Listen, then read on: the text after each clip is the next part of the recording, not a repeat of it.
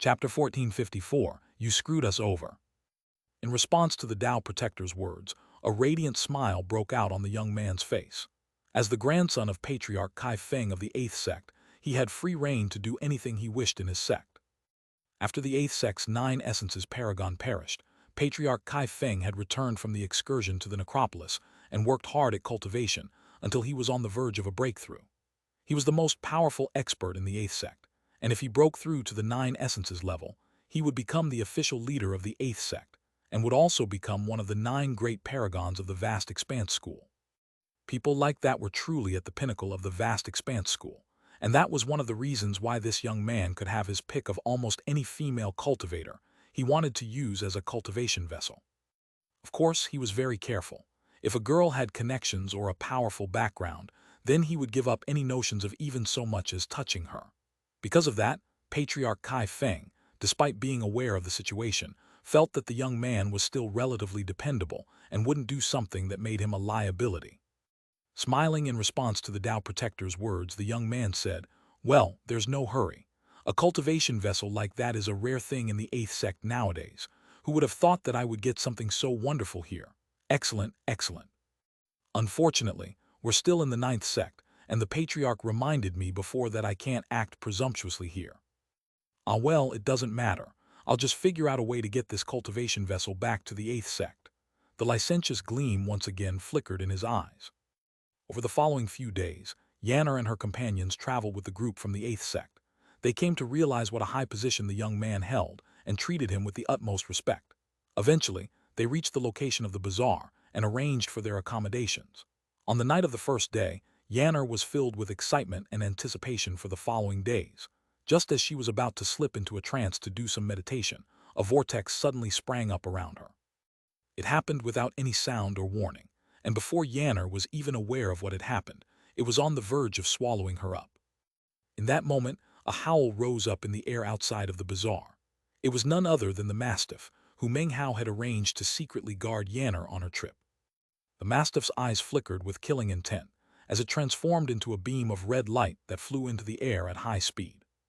At the same time, in a valley about 500 kilometers outside of the bazaar, Patriarch Kai Feng's grandson was standing there looking at a vortex spinning in front of him. His Tao Protector, the middle-aged cultivator in the Tao realm, stepped out holding an unconscious girl, who was none other than Yanner. When the young man saw Yanner, he smiled and reached out to grab her, the carnal gleam in his eyes growing stronger. The Tao Protector's expression softened. This sort of thing was a simple matter for him, and something he had done on numerous occasions. He cleared his throat and was just about to say something when a sudden howl ripped through the valley. The abruptness of the sound caused the Tao Protector's face to fall. Even as he turned, a red streak of light shot toward him. Rumbling sounds echoed out, and the entire valley began to collapse. The Tao Protector coughed up a mouthful of blood as he was sent tumbling off into the distance, seriously injured. An expression of astonishment filled his face at the sight of the large crimson dog which had just appeared. That's a Tao realm beast. Damn it, how could there be a Tao realm beast here? The young man was so terrified he was shaking. Grabbing Yanner, he shot backward. By this point, she had regained consciousness, and it took only a moment for her confusion to fade, whereupon she began to scream. "Shut up," the young man bellowed. Even as the words left his mouth, the Mastiff's eyes blazed with killing intent, and it began to speed in his direction. It's after the girl." The Tao Protector was shaken. How could he ever have imagined that grabbing a young girl in the Foundation establishment stage would attract the attention of a Tao realm beast? "Prince, get out of here. Something's off here. Something's not right." The Tao Protector had no time to think about the matter. However, he could tell that there was something very strange about what was happening. Almost as soon as the words left his mouth, the young man pulled out a jade pendant that had been hanging around his neck and crushed it. Instantly, a powerful teleportation force erupted out. However, it didn't seem fast enough to get him away from the dog. The young man's eyes suddenly flared with a vicious gleam. He might seem like a carefree young man, but he wasn't stupid. His hand clamped around Yanner's neck, and he glared at the Mastiff. "If you take one more step, I'll kill her," he screamed. The Mastiff stopped in place, and in that moment the power of teleportation exploded out. The young man and Yanner vanished in the blink of an eye. In that same instant, the Mastiff howled and unleashed an attack, causing a huge crater to appear in the spot where the young man had just been standing. The Tao Protector's scalp was tingling, but it was without any hesitation that he sped backward. His mind was in complete chaos. This Tao realm beast had obviously been tamed, and anyone who could tame a Tao realm beast would clearly have an incredible cultivation base. Seeing Yanner disappear caused the mastiff to throw its head back and let out an astonishing roar. It erupted with energy as its body grew larger, and it transformed into a beam of blood-colored light which sped toward the middle-aged Tao Protector. Before the man could even react, the mastiff chewed him up and swallowed him down. Only a blood-curdling scream lingered behind. Even in the last moment before his death, he couldn't fathom how a little Foundation establishment cultivator could have caused such a disaster. Of course, he had no way to know that the catastrophe resulting from what he and the young man had done was only the beginning. As for the person he thought was a nobody in the sect, a trifling inner sect disciple named Fang Mu, even in death, he would never be able to guess his true identity. As Yanner faded away, the mastiff howled. Deep within planet Vast Expanse on the half-planet was Ninth Paragon City. There Meng Hao's true self suddenly opened his eyes, and they shone with unprecedented coldness. Dragons usually have one weak scale on their bodies. People likewise have weak spots. For Meng Hao, it was the mountain and sea realm, his family and his friends. Originally, he had no such weakness now that he was living on planet Vast Expanse. But when Chu Yuyan appeared, Meng Hao knew that she was his weak spot. Anyone who touched her was prodding the most sensitive part of Meng Hao. Touching that weak spot would provoke wrath that could shake heaven and earth, and even the Vast Expanse. The clouds in the sky above planet Vast Expanse were churning. Lightning crackled, and strange colors flashed in the sky. The wind screamed, and countless individuals on the surface of the planet looked up in shock. At the same time, all of Ninth Paragon City, all of the half-planet, all of the inner starry sky, and all of planet Vast Expanse itself filled with rumbling sounds. This was the second time that such a thing had happened, the first being when Meng Hao had initially caught sight of Chu Yuyan's soul. Now, for the second time, a towering murderous aura erupted out, causing everyone on planet Vast Expanse, even the paragons, to be shaken inwardly. Jin Yunshan, Sha Jiudong, and the sect leader were all in shock as they saw Meng Hao's true self step out into the open. "That murderous aura," said Jin Yunshan with a gasp. He's going to kill someone." After sensing Meng Hao's aura, his eyes filled with vigilance. Sha Jiudong had the same reaction, and as for the sect leader, he immediately left his meditation facilities. Other paragons, both 8 essences and 9 essences, were all shaken. Patriarch Kai Feng in the 8th sect was equally shaken. When he detected Meng Hao's aura, he thought about how he had mercilessly cut down the 8th paragon years ago in the necropolis. "I wonder what unlucky fellow managed to provoke that jinx," he murmured. Then he paid the matter no more heed and closed his eyes in meditation. Meanwhile, on the 8th continent in the 8th sect, teleportation light twinkled. Patriarch Kai Feng's grandson, the young man, emerged with Yanner. His face was pale, and he looked as if he had been roughed up, but his eyes glittered with viciousness. Damn it, he roared. "Who is it that dares to provoke me, the prince? That was some trifling Tao realm beast, nothing more. I'm gonna kill it, I'm gonna eat it. I don't care who owns it. Anybody that provokes me will have their whole clan wiped out." He looked down at Yanner, whose face was ashen and filled with terror. What are you going to do to me?" she stammered. "My master won't let you get away with this, he." "Shut up, who's your master?" "Fang Mu, a measly inner sect disciple. He's a nobody that doesn't even qualify to shine my shoes." With that, the young man lifted his hand up and slapped Yanner right across the face. Her cheek instantly swelled up and blood oozed out of the corners of her mouth. She began to tremble, and a look of complete terror could be seen on her face. Her entire life had been one free from care or worry, so what was happening now made her realize how fragile life really was. She felt helpless, as though she were about to be completely consumed by terror. "Master, master," she began to weep in fear. She wanted to see her family, her master, but instead, everything around her was strange. She wasn't sure what was going to happen to her, and it left her shaking in fear. The young man's expression was cruel as he threw his head back and roared, "Men, come. Someone's trying to kill me. Patriarch, save me." As the boy's words echoed out, the 8th sect was thrown into an uproar. Countless figures emerged, and when they saw Yanner, they frowned but didn't say anything. "Someone's trying to kill me," he bellowed.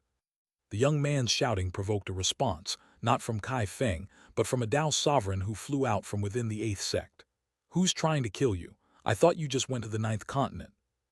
As soon as he appeared, Everyone clasped hands respectfully.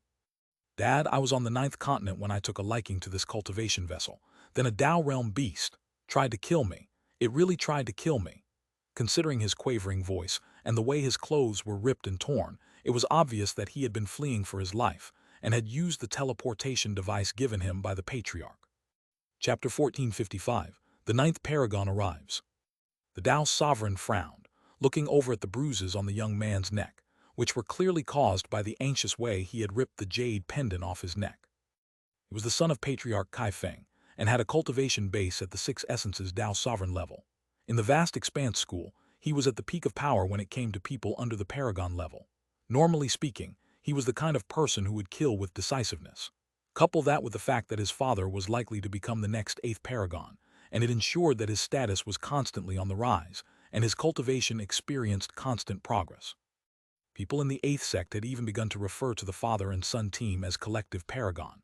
Although the young grandson had never earned much respect, he was of the same bloodline. Therefore, if his Tao sovereign father wished to punish him or even kill him, no one would say anything.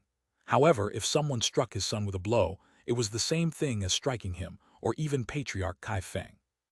That was especially the case considering that Patriarch Kaifeng had reached a critical juncture in his cultivation.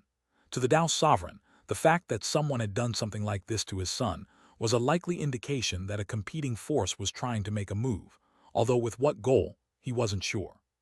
However, he didn't need to be sure. It doesn't matter who did this, whoever dared to provoke my bloodline will be exterminated. The Tao sovereign snorted coldly and waved his sleeve. His murderous aura surged, rippling out into the area, causing the hearts of the nearby cultivators of the eighth sect to grow cold with fear. They were all well aware that the bloodline of Patriarch Kaifeng were now preparing to go on a killing spree. What a pity, a Tao realm beast, huh? This girl must have some connections in her sect, but unfortunately for her, in the vast expanse school, power and influence are what really matter. It would be easier to find a phoenix feather or a killing horn than to find someone on planet vast expanse who could compare to Patriarch Kaifeng.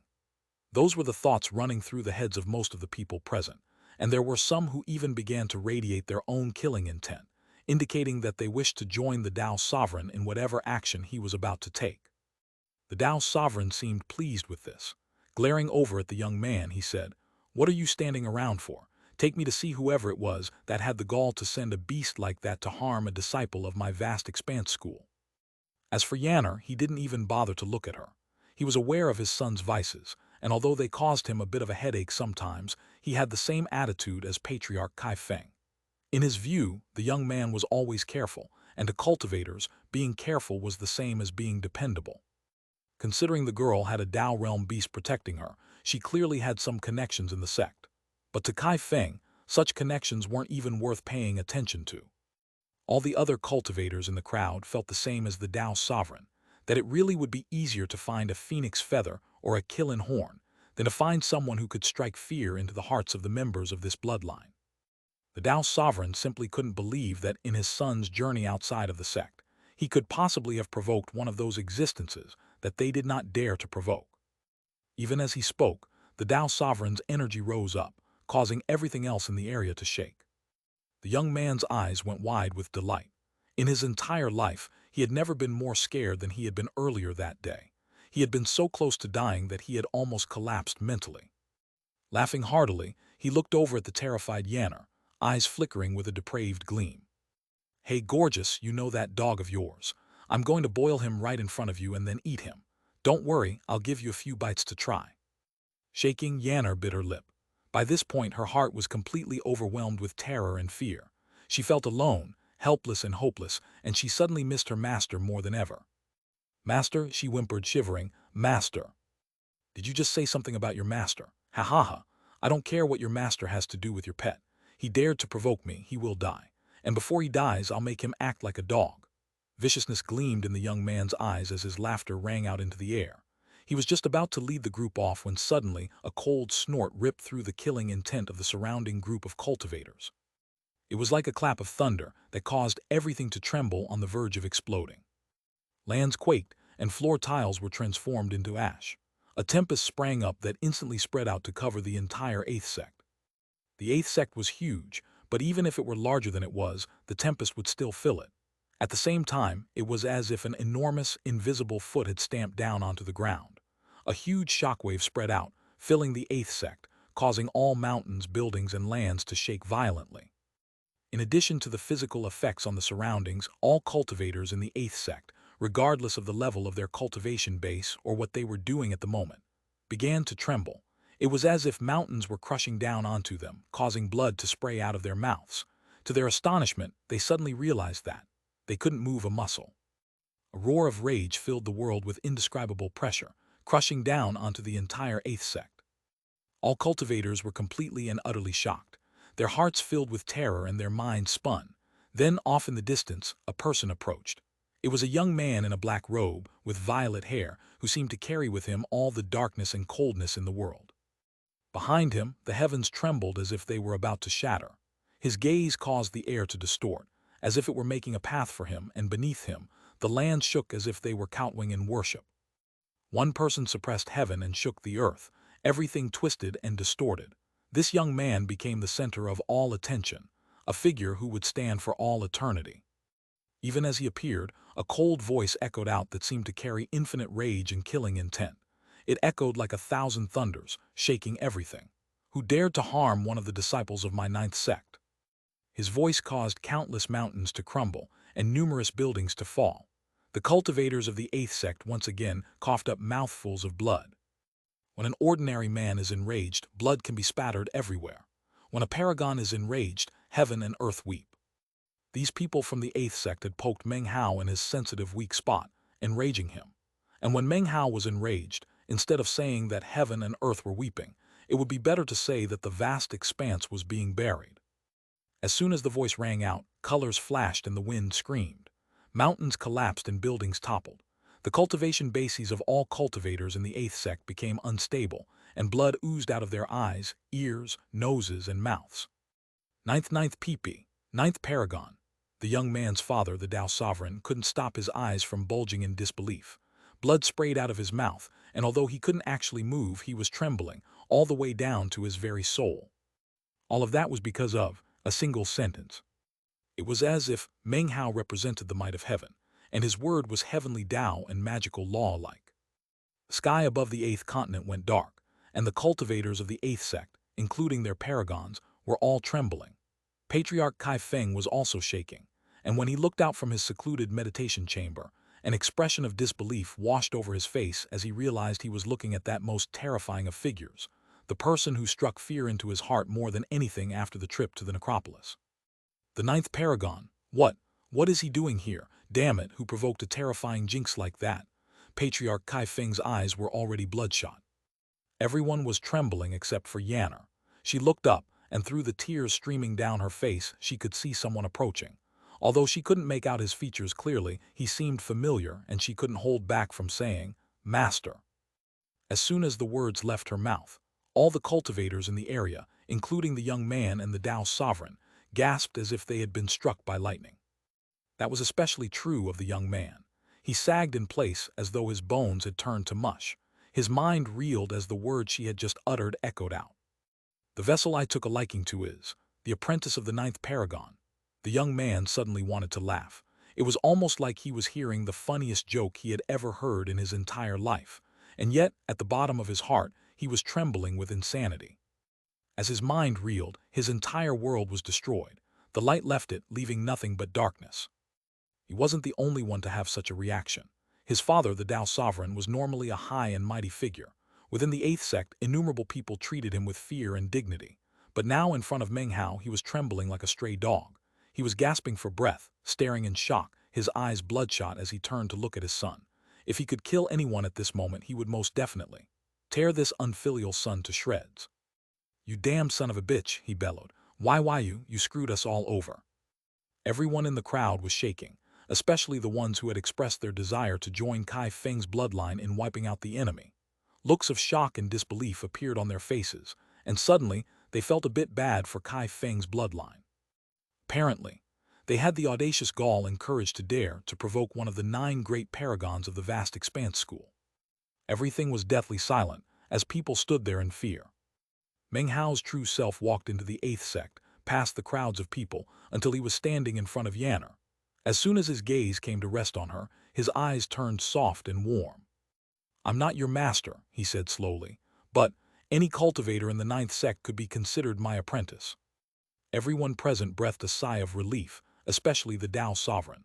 As long as they weren't really master and apprentice, then everything should be fine. Yanner looked at Meng Hao, and although he didn't look exactly like her master, for some reason he seemed very familiar. The warmth in his words and everything else filled her with the intense sensation that she really was standing in front of her master. That feeling of familiarity caused tears to stream down her cheeks.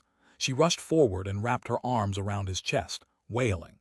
It was as if her tears could release all of the humiliation, fear, and terror that she had just experienced. The eighth sect was completely silent.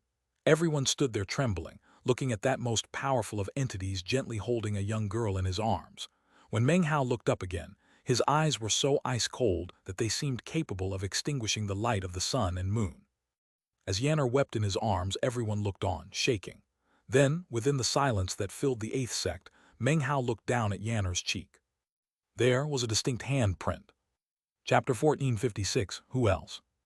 It was the swollen mark left behind by a vicious slap to the face. When Meng Hao saw it there on Yanner's face, he said nothing. However, the coldness radiating off of his body grew with explosive intensity, filling the entire area. It was as if heaven and earth were furious, as if the entire world were trembling with rage. Cracking sounds echoed out as the ground shattered.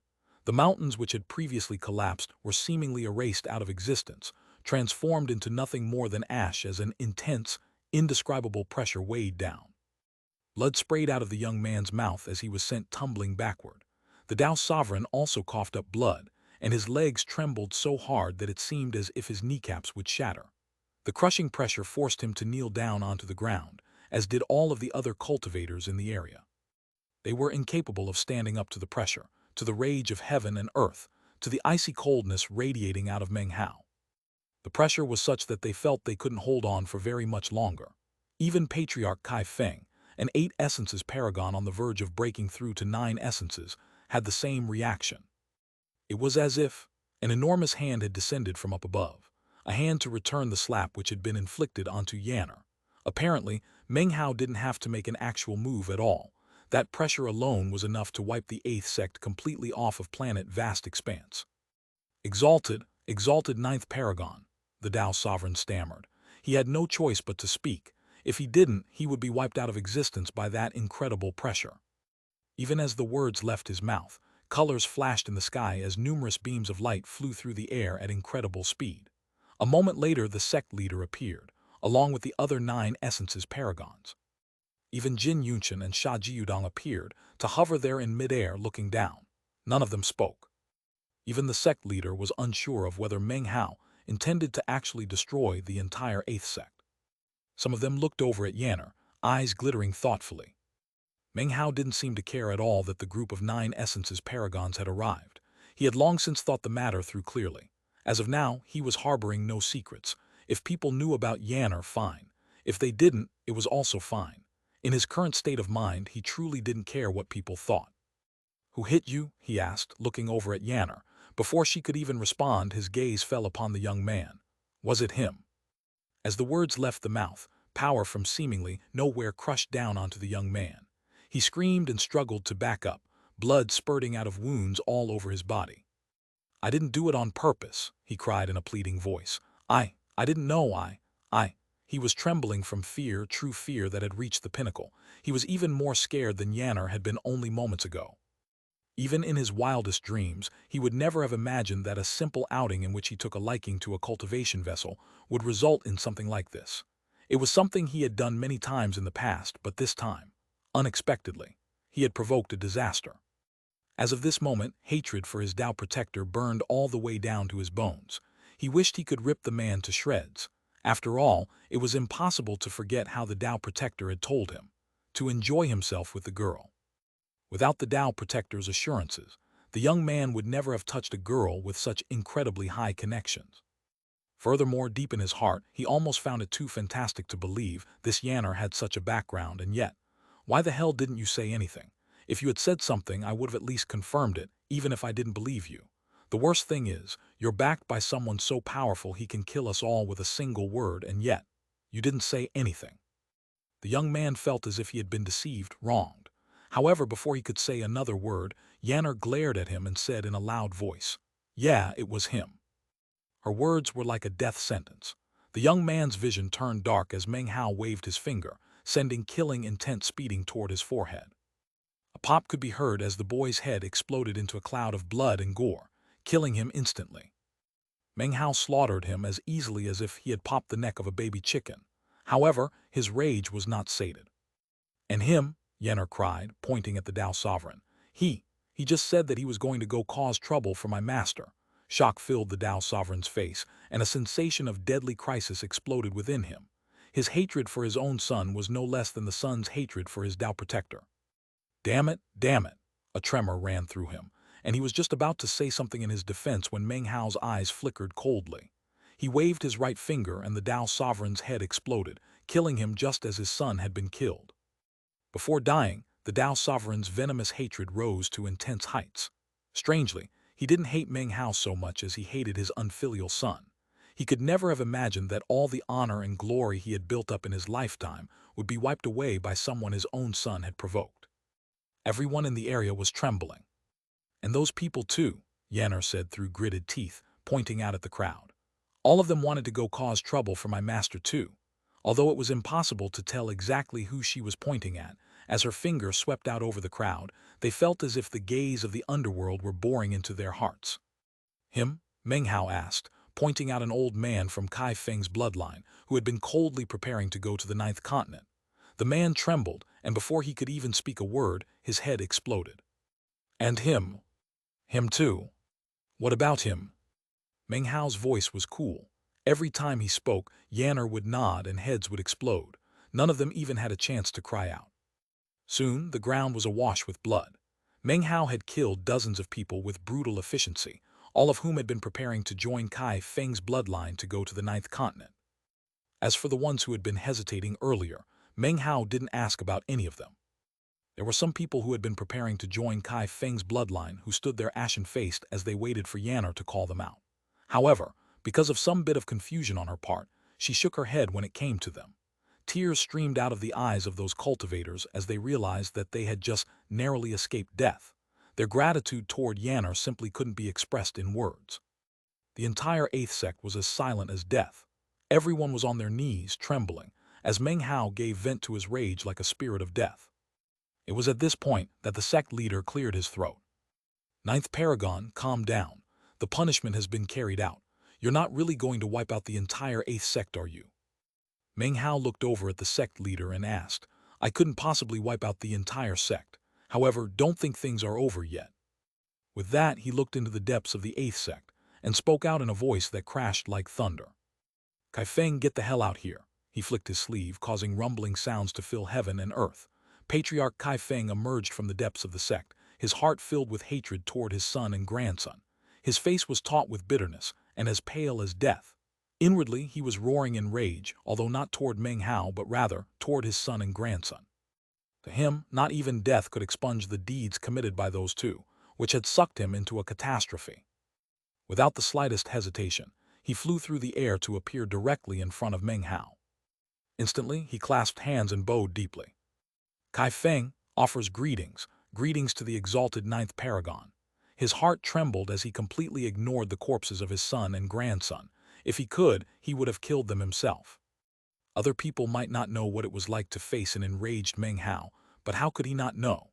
He had personally witnessed Meng Hao cut down the 8th Paragon in the necropolis, and had also watched his battle with Jin Yunshan. He was well aware that Meng Hao was invincible when inside the necropolis, and was a figure of incomparable terror. Kai Feng gritted his teeth. He knew full well that because of what had occurred today, he had to offer compensation, otherwise he would be killed. To the masses, he was a preeminent 8 essences paragon, someone who would soon reach the 9 essences level and become the ruler of the 8th sect. However, he knew that even if he became the new 8th paragon, he would still have to bow his head to the 9th paragon. He couldn't simply wait for Meng Hao to demand compensation for what had happened. He had to admit fault and take responsibility. Therefore, he quickly lifted his hand up and smashed his palm onto his forehead. A boom rang out, and he shivered as a rift tore open on his forehead, from within which blood sprayed like a fountain. His body then exploded. His soul flew out, trembling and clasping hands toward Meng Hao. "Ninth Paragon, please calm your wrath," he said, prostrating himself. The surrounding cultivators gasped in response to what they were seeing. Everyone in the Eighth Sect was paying rapt attention, and now their hearts trembled with fear and awe as they looked over at Meng Hao. Meng Hao eyed Kai Feng's soul and calmed down somewhat. If Kai Feng hadn't been so straightforward, if he had waited for Meng Hao to speak, then he might not have ended up dead, but he would have been forever cut off from the 9 essences level. Now his fleshly body was destroyed, which would be a big setback, but wouldn't prevent him from obtaining his 9th essence. Meng Hao looked deeply at Patriarch Kai Feng, then turned away, taking Yanner with him as he left the 8th continent. Along with his departure, the intense pressure weighing down on the 8th sect faded away. Everyone breathed sighs of relief. This day was one the cultivators of the 8th sect would never be able to forget. Chapter 1457, Vast Expanse Shrine. Meng Hao did not exterminate the 8th sect. He did not take the grief for the mountain and sea realm that lurked in his heart and vented upon the world. He was not young anymore. He had practiced cultivation and experienced the transformations of time. He had long since lost track of how many years it had actually been. The debt which he owed to Chu Yuyan still had to be paid. And yet, because his heart had been taken away along with the mountain and sea butterfly, in his mind, the only thing that he could give as payment was the relationship between a master and an apprentice. For Chu Yuyan, he could hold back from investigating Hanbei. For Chu Yuyan, he could allow his clone, who was at a critical juncture of gaining enlightenment of the 9th hex, to take up the responsibility of caring for her. Because of Chu Yuyan, his lonely existence in the vast expanse school now contained something warm and familiar, something that he would not allow others to interfere with. It was a simple desire to protect her. Chu Yuyan had lost her memories of her previous life, but not necessarily forever. Her memories were still in Meng Hao's possession. He just wasn't sure whether or not he should return them to her. However, he was still willing to allow her to be his weak spot. That weak spot had been prodded, and thus was birthed his rage toward the 8th sect. He had not held back, but neither had he gone on a mindless massacre. He had killed the culprits and the accomplices, as well as those who intended to be accomplices. By his actions, he issued a warning to all cultivators on planet Vast Expanse, including Hanbei. No one was to trifle with Yanner. If they did, then Meng Hao would appear and his rage would shock heaven and earth. Along with that rage, rivers of blood would flow. Because of what had occurred, some people now realized there was a connection between him and Fang Mu. However, Meng Hao didn't care. In all of the Vast Expanse school, only a few people would possibly be able to guess what that connection was. Furthermore, Meng Hao now had some new ideas regarding the path to be tread by his clone. Currently, Meng Hao's true self was taking Chu Yuyan back to the 9th continent and the 9th sect. There, in a certain mountain range, were his clone's secluded meditation facilities. His clone slowly opened his eyes, and they shone with an icy light, as though a detached coldness were brewing inside of him. "I've been in seclusion for too long," thought Meng Hao. "Apparently people think that anyone can provoke me. I'm still Meng Hao, but there are still things that only my true self can accomplish. It's a bit embarrassing." This was Meng Hao's clone, but it was still Meng Hao.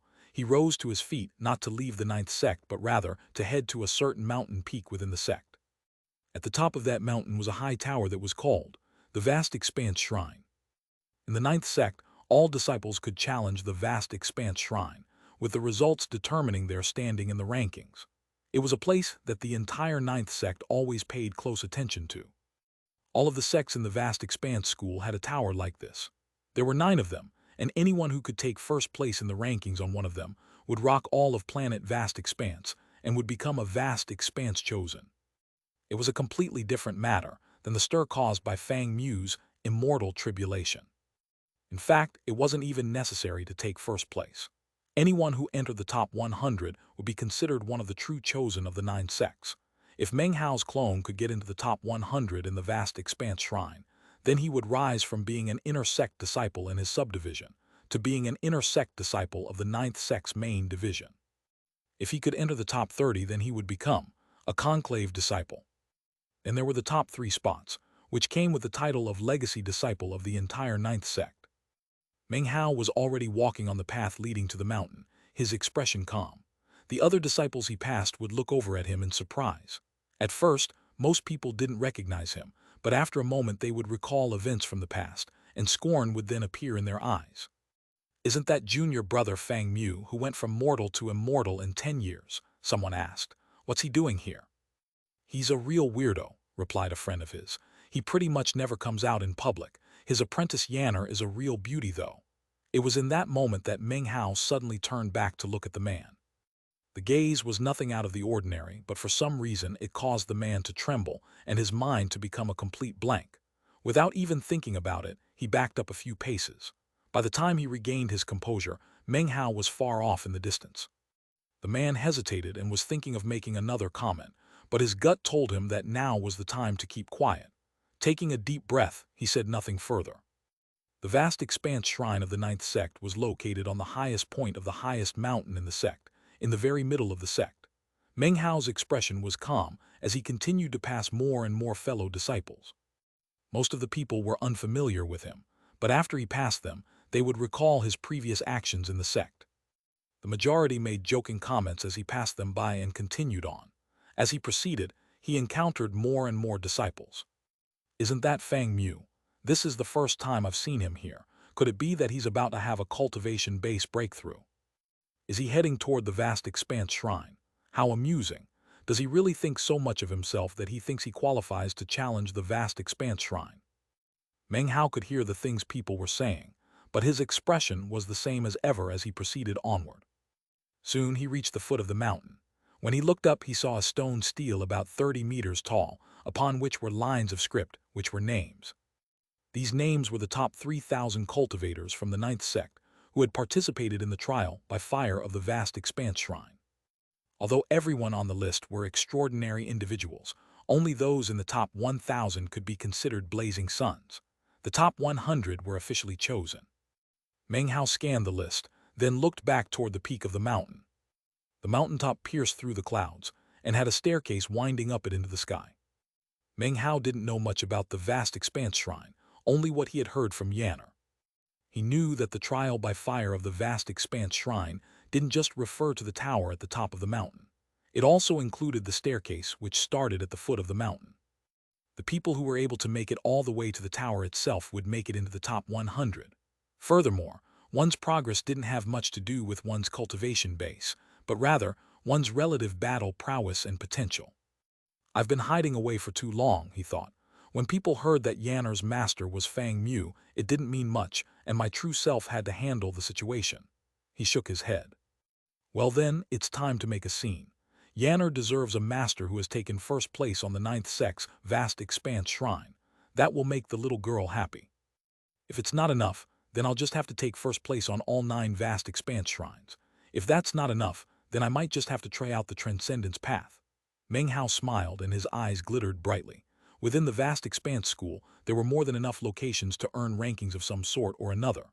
However, there were only 2 locations which people throughout the sects, and even the paragons, took very seriously. One was the location to test potential and latent talent, which was the vast expanse shrine. The other was the vast expanse school's one and only transcendence path. It bore the name Transcendence, but the truth was, although transcendence was a possibility, what was more likely was that those who walked it would benefit from the baptism. According to the legends, if you could reach a certain point on the transcendence path, you would receive a baptism and thus good fortune. As for how far the transcendence path stretched, no one knew. However, it was well known that the person who had walked the furthest along it was not the sect leader, but rather a woman by the name of Bai Wuchen. She was also commonly known as Immortal Bai Wuchen. However, not even she had reached the end of the path. Perhaps the difficulty level of that path was why the sect leader and the others placed their hope in the necropolis. Meng Hao gathered his thoughts, then calmly took a step forward onto the first step of the staircase. 1 step, 2 steps, 3 steps. No one paid him much attention. In fact, few people would pay attention to anyone in the starting stages of the vast expanse shrine. Meng Hao walked along, climbing up the stairs, facing increasing levels of pressure.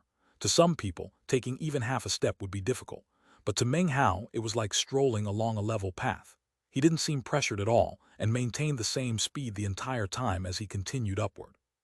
10 steps, 30 steps, 50 steps, 80 steps, 100 steps. Meng Hao wasn't the only person climbing the steps. Ahead of him were a few hundred people who had been in the process of climbing during recent days. It was a difficult process, and many of them would occasionally rest before struggling onward. To these disciples, this mountain was their hope of making a name for themselves. Some people would even sit cross-legged to cultivate. However, when someone reached their limit, they would be teleported away. That was generally the only way people would leave. There were quite a few people on the mountain who suddenly saw Fang Mu pass by. When they realized how casually he was walking along, and how he didn't seem to have any difficulty whatsoever in climbing the stairs, their jaws dropped. They saw him proceeded along rapidly, leaving all the other disciples behind, and soon, a bit of an uproar ensued. "Hey, who's that? How can he be walking so fast? This is 300 stairs in and the pressure is intense. He isn't even pausing at all. How is that even possible? Could it be? Could it be that he's one of the blazing suns?" The cultivators on the mountain looked on with reeling minds, and soon the sounds of their exclamations echoed out. That sound grew louder as Meng Hao passed one ninth sect cultivator after another. There were some who, upon seeing him pass them so casually, mistakenly believed that the pressure from the trial by fire had suddenly disappeared. They then subconsciously stepped out, only to be slammed down into the ground or even ejected from the mountain. Who is that he? He's already reached the 700th stair. Heavens, he's almost past 800 stairs. Whenever someone reaches the 1000th stair, a bell tolls, shaking the whole sect. More and more conversations broke out on the mountain. Meanwhile, Meng Hao's true self had arrived with Yanner. You really aren't my master?" she asked as they landed outside Fang Mu's residence. When she looked at the majestic and supreme ninth paragon, she didn't feel any fear or reverence at all. In fact, she somehow felt familiar with him, which left her very confused. Almost as soon as the words left her mouth, an ancient-sounding bell tolled out from the vast expanse shrine, filling the ninth sect. Dong! The sound was clear, ancient, and sonorous, and it instantly attracted the attention of the disciples of the ninth sect. The sound of discussions rose up, and Meng Hao's true self smiled and tousled Yanner's hair. "Your master is challenging the vast expanse shrine. Why don't you go cheer him on?" With that, Meng Hao's true self turned and vanished. Yanner was left gaping in shock. Then, she seemed to recall something in particular, and turned to look toward the Mount Vast Expanse. The old fogey is challenging the Vast Expanse Shrine. Is that something for young people to do to make a name for themselves? Elite disciples like elder brother Bai Yun. Eyes flickering with disbelief and heart pounding, she took to flight toward the mountain and the Vast Expanse Shrine. Chapter 1458, The Long and Broad View. The ancient sound of the bell echoed out through the ninth sect. It was like a gust of wind from ancient times, filling the sect, causing the eyes of countless disciples to go wide as they looked in the direction of the mountain peak, where the Vast Expanse Shrine was located. Someone challenging the Vast Expanse Shrine actually, past 1,000 stairs. That's not very common. In the past several years, only a few people have done it. I wonder who it is. The 1,000 stair bell can lead to baptism, which gives good fortune, but it will only toll the first time someone reaches that many steps. Therefore, the bell can't be tolling for a current chosen, only someone new. The buzz of conversation rose up everywhere, and yet it wasn't filled with the sound of shock. After all, it was only a mere 1,000 stairs. Most people were simply curious as to who was making a name for the first time in the sect. The curiosity soon faded, and everything went quiet. In fact, no one even flew over to the Vast Expanse Shrine to check out the situation other than the few hundred people who were already nearby. And in the ninth sect, which had tens of millions of members, a few hundred people was like nothing. However, all of the disciples who were below the 1,000 stair mark were completely shocked. All of them had watched as Meng Hao walked past them onto the steps they had been unable to reach. And then the bell tolled and they all gasped. They had no time to wonder who he was, but all of them had the intense premonition that this person was completely exceptional. He's going too fast. I remember watching elder brother Bai Yun and some of the others, and they were agile too, but they were all people who made it to the top 1,000. Some of them even reached the top 100. This guy might be able to make it into the top 10,000 in the rankings. While everyone was shaking in astonishment, Meng Hao calmly continued on one step at a time. As he moved, he maintained the same pace, moving neither faster nor slower. 1,200 steps, 1,500 steps. He continued to pass other disciples, all of whom stared in shock as he casually walked by. His relaxed appearance and way of walking caused more gasps to rise up. 1,800 steps. Soon, he was approaching the 1,999th step. On that step was a middle-aged cultivator who stood there, eyes bloodshot, panting. His body trembled as he lifted his foot into the air, using all the strength he could muster, the full power of his cultivation base, to take that next step onto the 2,000th stair. "You can do it, Su Liu," he growled to himself. "All you have to do is step down. Then the bell will toll and you'll receive the baptism. Your cultivation base will make some progress and you'll finally be able to make a name for yourself in the sect."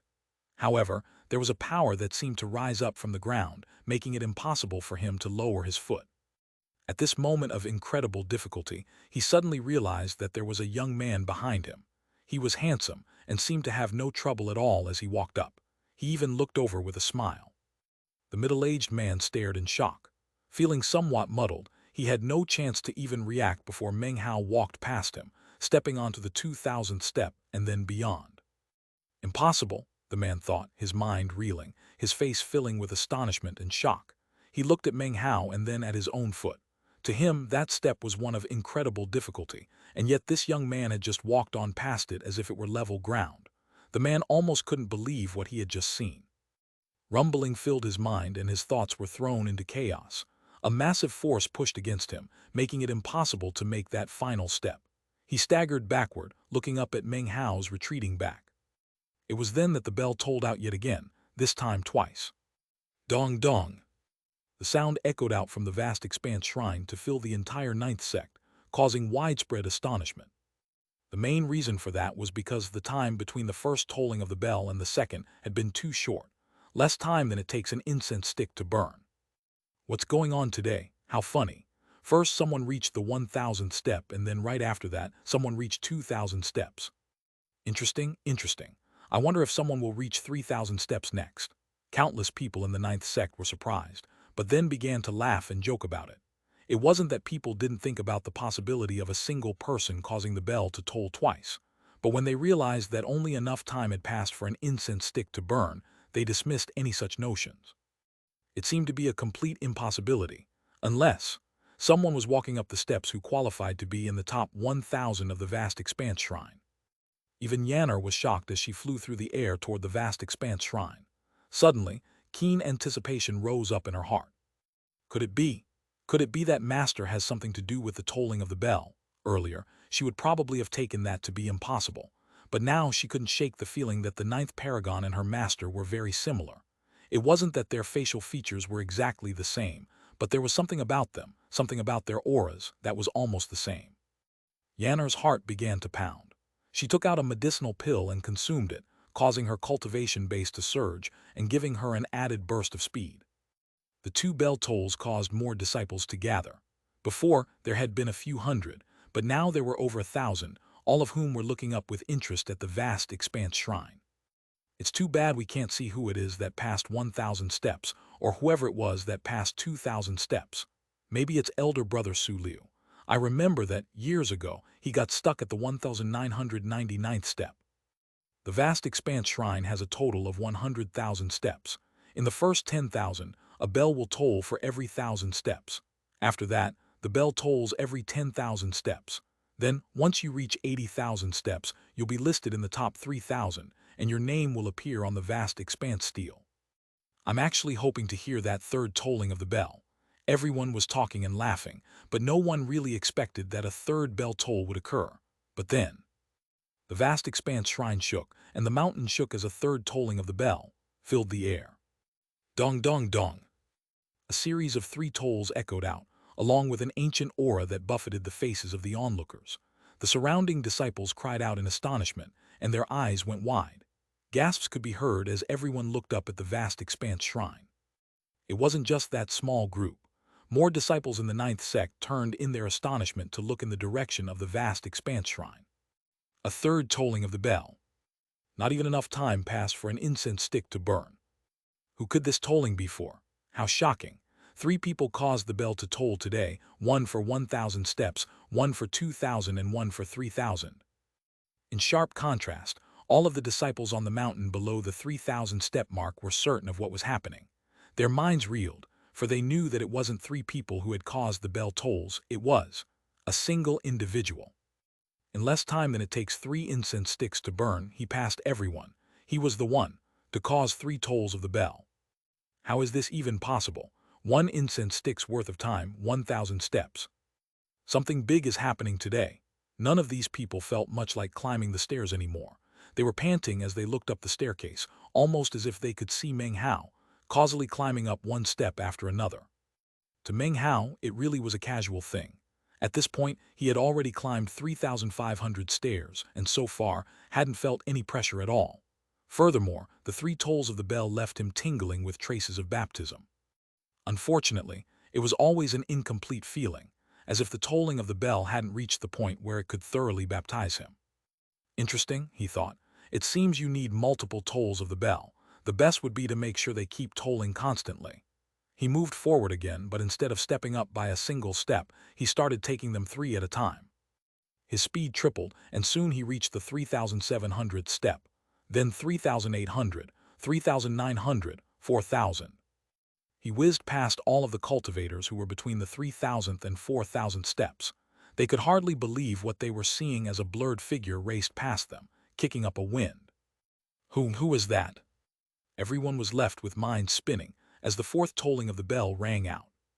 The sound shook the entire 9th sect. More and more cultivators were converging near the mountain. By now, there were several thousand, and the sound of their conversations rose up into the air. However, before much conversation could take place, a 5th tolling of the bell rang out. Meng Hao had increased his speed again. Instead of walking up the stairs 3 at a time, he was taking them 10 at a time. Because of that increased speed, the 6th tolling of the bell rang out, and moments later, the 7th. They were tolling together. Before the sound of the 7th tolling of the bell faded away, the 8th tolling began. What a shocking turn of events. Next was the 9th tolling, which shook the whole sect. Then the 10th. Everyone was staring with wide eyes and slack jaws. Chapter 1459, Your Fang Mu. Dong dong dong dong. Dong dong dong dong. Dong dong dong dong. The sonorous tolling bell represented something holy, something that would attract widespread envy, and yet at the moment the sound was ringing out as though a mortal were simply pounding on a drum, and doing it as many times as he felt like. To hear the bell tolling in this fashion was something that had never occurred in the history of the 9th sect. Throughout all the years, never had it sounded out so many times in such a short period of time. What is happening? What's going on? How many people are there causing the bell to toll so many times? But how come it seems like it's actually being caused by one person? Otherwise, it would be far too coincidental. But if it's a single person, that would simply be a violation of common sense. It would make more sense for it to be a coincidence than for it to be caused by one person. The 9th sect was completely and utterly stirred up by what was happening. Virtually all of its cultivators were in flight toward the mountain, whether they were in the immortal realm or even the ancient realm. People crowded around, millions of them, even tens of millions. They came from all directions to gather around the vast expanse shrine. Some of them didn't fly over, but sent divine sense out to lock down onto the mountain. Up in midair, Yanner looked on with wide eyes. She heard the bell tolling and saw countless cultivators flying up into the air, and was a bit taken aback. She almost couldn't believe that this was being caused by her master. Even more shocked than everyone else were the cultivators beneath 10,000 steps in the trial by fire. They were completely and utterly astonished as they stared up the mountain peak, the sound of the bell ringing in their ears. Their minds were total blanks, and the very same types of questions were buzzing in all of their heads. Who is this guy? He seemed familiar, but I can't seem to place exactly who he is. Most people were completely shocked, but there were certain individuals within the 9th sect who didn't have much of a reaction at all. Of course, the elders and the Tao realm experts weren't surprised, but there was an additional group who were similarly ambivalent. They were the blazing sons of the 9th sect, the weakest of whom had placed in the top 10,000 names on the vast expanse shrine. They didn't care much at all about the commotion. Unless they felt a threat from Fang Mu to them, it was all just a big ruckus. Whether it's a single person or a group, it doesn't matter until they pass 50,000 steps. Before then, it's mostly meaningless. Anyone who passes 50,000 steps can be listed in the top 10,000. Likewise, 80,000 steps puts you in the top 3,000. Mount Vast Expanse itself doesn't count for much. It's only when you reach the vast expanse shrine itself that you truly count as chosen and can be listed in the top 100. All of those people had incredible natural talent, and back when they challenged the vast expanse shrine, had caused huge commotions. As such, they took the matter in stride and in fact didn't even care. However, there were a few of them who were slightly curious, so they flew over and began to climb up the mountain. There were actually a few thousand people who did so, their goal being not to challenge the vast expanse shrine, but to see who exactly it was that was causing the tolling of the bell. Was it a group, or was it an individual? If a group was involved, then it wouldn't matter much. However, if it was an individual, that would be a different story. Many of the people who had stepped onto the path just now had previously reached a location somewhere beneath 50,000 steps. In their minds, catching up with either a group or an individual would be a simple task. Meng Hao was now standing on the 10,000th step, his eyes closed. As the bell tolled out, he experienced a baptism. To most people, that was a process that would take quite some time, but for him, it only took about 10 breaths of time. After all, he was already equipped with incredible latent talent, so the baptism was almost like a decoration on something that was already perfect. Although it did benefit him, it wasn't fundamentally shocking. Not bad, Meng Hao thought. It seems I underestimated this vast expanse shrine. His eyes flickered with anticipation regarding the upcoming bell tolls. Well, I should probably move a bit faster then. Smiling, he flickered into motion this time. Each stride took him 100 steps. 10 paces, 1,000 steps. Soon he reached 11,000 steps, 13,000 steps, 15,000 steps, 18,000 steps, and then 20,000 steps. To Meng Hao, 10,000 steps was only 100 paces. However, to the cultivators who were actually participating in that part of the trial by fire, it was like a blast of wind had just swept past them. When Meng Hao stepped onto the 20,000th step, 2 bell tolls could be heard. However, they were different than before, deeper, more ancient, more shocking. As soon as the sound echoed out, people outside the mountain were astounded. Of the people charging up the mountain to try to catch up and glimpse the person causing the bell to toll, the fastest was still 10,000 steps away from Meng Hao. All of those people were shaken, and their eyes were wide with disbelief. 20,000 steps. That was faster than it takes an incense stick to burn. That was a few dozen breaths of time. How could the bell already be tolling for the 20,000th step?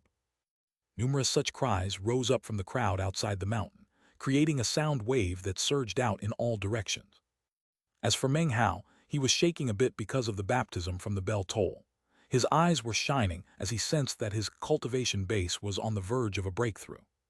He smiled, striding forward once again. 23,000 steps, 27,000 steps, eventually 30,000 steps.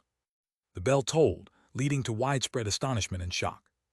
What is going on today? There are so many people making breakthroughs. Ha ha ha ha ha. How strange. The discussion and outcry soon died down, until silence prevailed among the countless cultivators watching the mountain. They would have to be much more stupid than they were to not understand by this point that it was not a group doing this, but rather a single individual. And yet no one dared to ponder the matter. If the bell really was tolling for a single person, then that would be a mind-blowing turn of events. From the beginning until this moment, only enough time had passed for a few incense sticks to burn. If it was a single person, he had used that much time to go from the first step all the way to step number 30,000. If anyone spoke the words aloud, it would be almost impossible to believe. In the history of the ninth sect, it was something that had never happened. Maybe it's a mistake, maybe something's wrong with the mountain. Perhaps it's just a big coincidence and not a single person. The onlookers didn't have to wait for long before the fourth tolling could be heard. Everyone was astonished, and the tolling of the bell caused them to literally shake. Strange gleams could be seen in their eyes, and their minds spun. Yanner finally arrived at the mountain, her eyes wide and her heart racing. The tolling for the 40,000th stair echoed out in all directions. The people who had begun to climb the steps in the hope of catching up were now completely dumbfounded and gave up. By now, their question had been answered. However, there was one person among that group who didn't give up. Gritting his teeth, he pressed forward. His speed was actually a bit greater than Meng Hao's. By the time Meng Hao reached 45,000 steps, he was at step number 40,000. He was huffing and puffing, for although his limit was somewhere between 45,000 and 48,000 stairs, To speed up 40,000 steps in one shot was not an easy task by any stretch of the imagination. As of this point, he could just barely make out the image of a single person about 5,000 steps beyond him. That was absolute confirmation that it wasn't a group who was causing this scene. When he saw that it was indeed a single person, he gasped, and his mind reeled. Although he, like many of the others racing up the mountain, had asked some of the fellow disciples along the way, and had already been told the truth, he was still left shaken. To verify the matter with his own eyes left his heart battered with waves of shock. Even as he proceeded onward to try to get a closer look, Meng Hao passed step number 47,000. Then, 10 more paces brought him to 48,000 steps. Another 10 paces, and he was at 49,000. This, gasped the cultivator behind him, completely shocked. Considering how fast Meng Hao was going and how relaxed he seemed, this man had the strong premonition that the ninth sect would soon have a heretofore unheard of chosen. "Who are you?" he yelled at the top of his lungs. Meng Hao stopped in place and looked back, a quizzical expression on his face. Although he didn't say anything, the cultivator got a clear view of his face. When that happened, a tremor ran through the man. Although other people didn't have a very strong impression of Fang Mu, this particular man had been watching when he passed his tribulation, and as such, he definitely recognized him.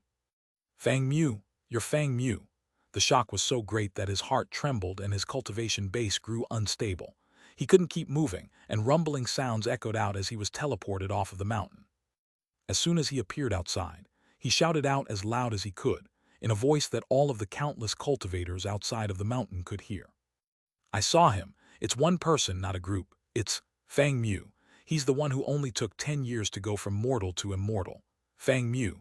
He just went from the first step all the way to step number 50,000 in almost no time at all." The man's voice rang out for everyone to hear. Everyone was nearly struck dumb with shock, even Yanner. Everyone was now thinking of the name Fang Mu. Countless gasps could be heard, and after a moment a huge commotion broke out. It was then that the fifth tolling of the bell could be heard.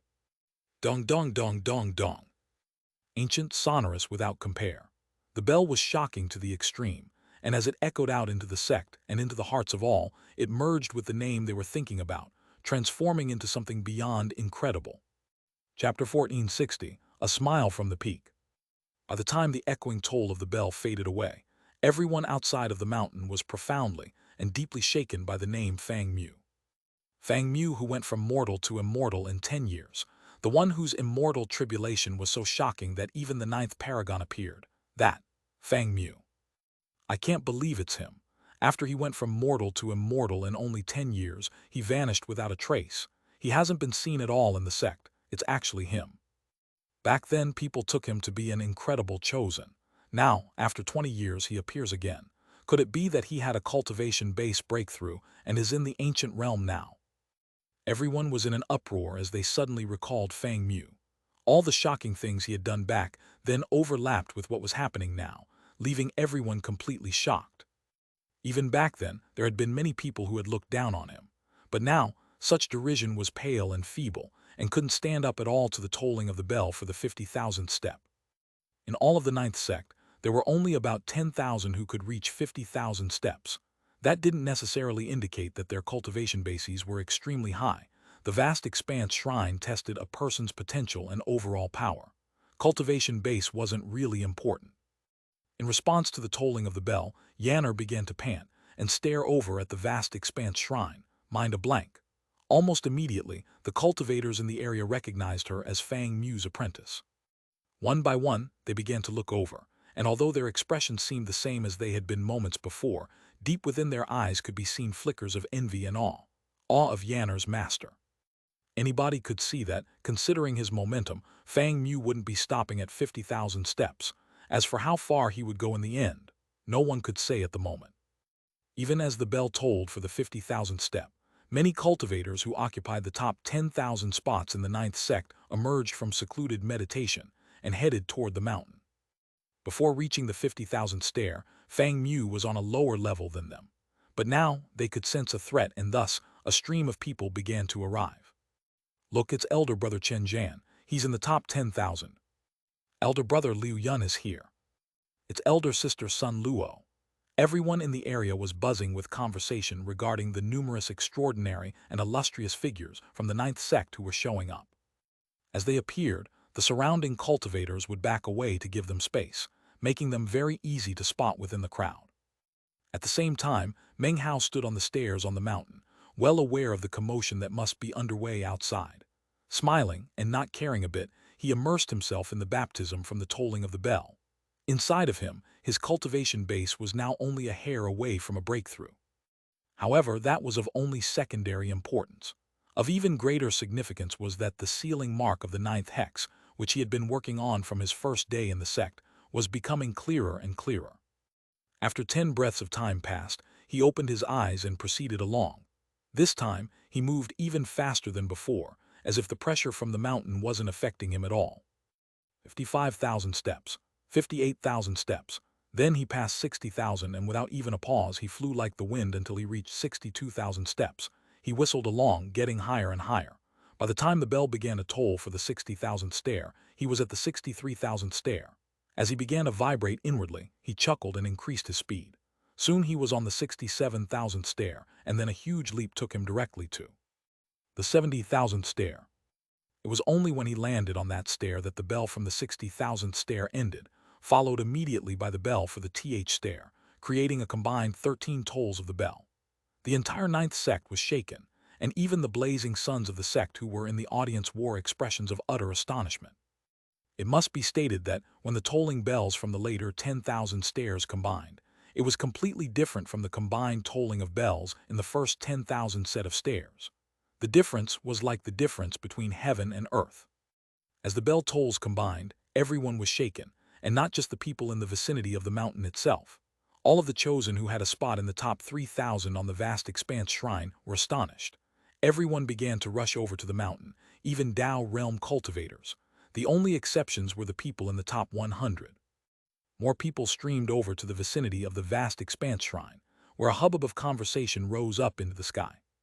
I can't believe this Fang Mu is so inhuman. He actually connected the tolling of the bells. How did he even do it? There are 10,000 steps between the 60,000 and 70,000 mark. That level of speed is unbelievable. Even as the sound of shocked conversations rose up, the stone steel at the bottom of the mountain glittered with bright light. Everyone looked over with mixed expressions as the very last name, the name in the 3,000 spot, was wiped away, vanishing forever, to be replaced by another name. The 3,000th place was now occupied by Fang Mu. Although the name was small, and in very last place, the fact that it was even there led to a huge commotion. Yanner was trembling, her eyes shining with delight. When she saw her master's name on the stone steel, she began to dance with joy. As far as she could remember, this was the happiest moment in her life, and the most exciting, exceeding even the moment in which she had been saved by the ninth paragon. By now, she had almost forgotten about elder brother Bai Yun. Yanner's eyes shone with anticipation, and her mood soared.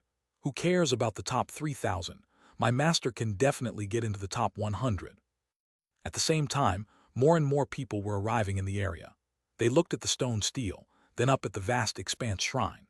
These were all chosen whose names were listed on the stone steel, and their appearance on the scene caused the other cultivators in the vicinity of the mountain to become even more excited than before. Gutiani Xiaominghao Yultinglong Han Ryunan. I can't believe they're all here. Even as everyone made shocked exclamations, a handsome young man in a green robe appeared. His expression was cold, and his appearance perfect in every aspect. The young female disciples in the area were instantly thrown into excitement. Elder brother Bai Yun. This young man was extremely famous in the ninth sect. He had climbed all of the steps on the mountain and had even entered the vast expanse shrine itself. Bai Yun. Even Yanner suddenly started to feel conflicted. Meng Hao didn't care about what was happening outside the mountain. His expression was calm as he proceeded onward. Furthermore, his speed didn't reduce at all. He went even faster than before. The pressure was increasing compared to below, but to Meng Hao it was negligible. Now, instead of taking the steps 100 at a time, it was 500. 1 pace, 3 paces, 10 paces, 20 paces. The next spot he appeared was at the 80,000th step. The bell tolled again, and yet Meng Hao didn't stop moving. Now, a single pace carried him 1,000 steps. 10 paces later, he was on the 90,000th step. From there, he could look down at the entirety of the ninth sect and its swirling clouds. The pressure here was intense, to the point where Meng Hao was finally feeling some of its effects. There was even a bit of sweat visible on his forehead. "Now this is more like it," he said, smiling. "Otherwise it would have been too simple, meaningless really." His eyes shone with a bright gleam. As the bell tolled, he took a deep breath and once again increased his speed. One pace took him 2,000 steps. He was flying upward. Rumbling could be heard with each step. 92,000 steps. Another pace, and he was at 94,000. The baptism from the tolling bell continued, and the fluctuations of his cultivation base grew more intense. A third pace put him at 96,000 steps. Another step, and he was at 98,000. Meng Hao was now only 2,000 steps from the top of the mountain. He could see the enormous tower that was the vast expanse shrine, and he could see the sky stretching out above it. Below, the other mountains in the sect almost looked small. At the same time, the sealing mark of the seal the heavens hex was becoming more complete. After these final 2,000 steps, will I qualify to enter the vast expanse shrine? His expression was calm as he lifted his foot up. When he put it down, he had crossed the final 2,000 steps and was at the peak of the mountain. 100,000 steps. Meng Hao's trip from the first step to the TH was an unprecedented miracle in the ninth sect.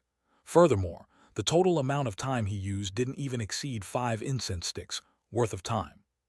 It was at this point that Fang Mu's name rose rapidly up the stone stele. It went from 3,000th place to 2,500, then 2,000, then 1,000, then 500, 400, 300, 200. In the end, it appeared in 100th place. The speed with which it rose ensured that Fang Mu was now a legend. The bell tolled, shaking heaven and earth. The baptism effect on him was intense, filling his body. Also, for the first time, the group outside the mountain could actually see Meng Hao standing there outside the vast expanse shrine. He wore a long robe, which fluttered in the mountain breeze along with his hair. He seemed to have his eyes closed, and he looked every bit like an immortal. There was no hubbub of conversation, no cries of shock. There were only gasps as countless eyes came to focus on that figure atop the mountain. Meng Hao was now someone who would exist eternally within the memories of the people from the ninth sect. Finally, the baptism was over and he opened his eyes. He looked down at the crowd which had gathered, and apparently he saw Yanner. Even as she stood there in her excitement, Meng Hao's gaze softened. Smiling warmly, he waved at her. His gaze, his smile, and his wave were things that everyone in the crowd could see. Almost instantly, all eyes shifted from Meng Hao to Yanner. Her face flushed a bit. This was the first time she had ever been stared at by so many people, and it caused her heart to begin to thump. At the same time, an unfamiliar emotion rose up inside of her, almost like something which had existed in a previous life that was now awakening. A strange look could be seen in her eyes as she looked at Meng Hao, an indescribable brightness. At the same time, her heart began to pound even faster. After a long moment, she cleared her throat. Face red, she muttered to herself, the old fogey sure doesn't act like an old man at all. He really knows how to please the girls." The sun shone radiantly, and when it combined with Meng Hao's gaze, it became a warmth which could pierce through to previous lives. Chapter 1461, Vast Expanse Shrine. 1. Yes, this is the exact same chapter title as 1457. By now, virtually all of the disciples in the ninth sect were looking at the man standing at the very top of the mountain, in front of the vast expanse shrine.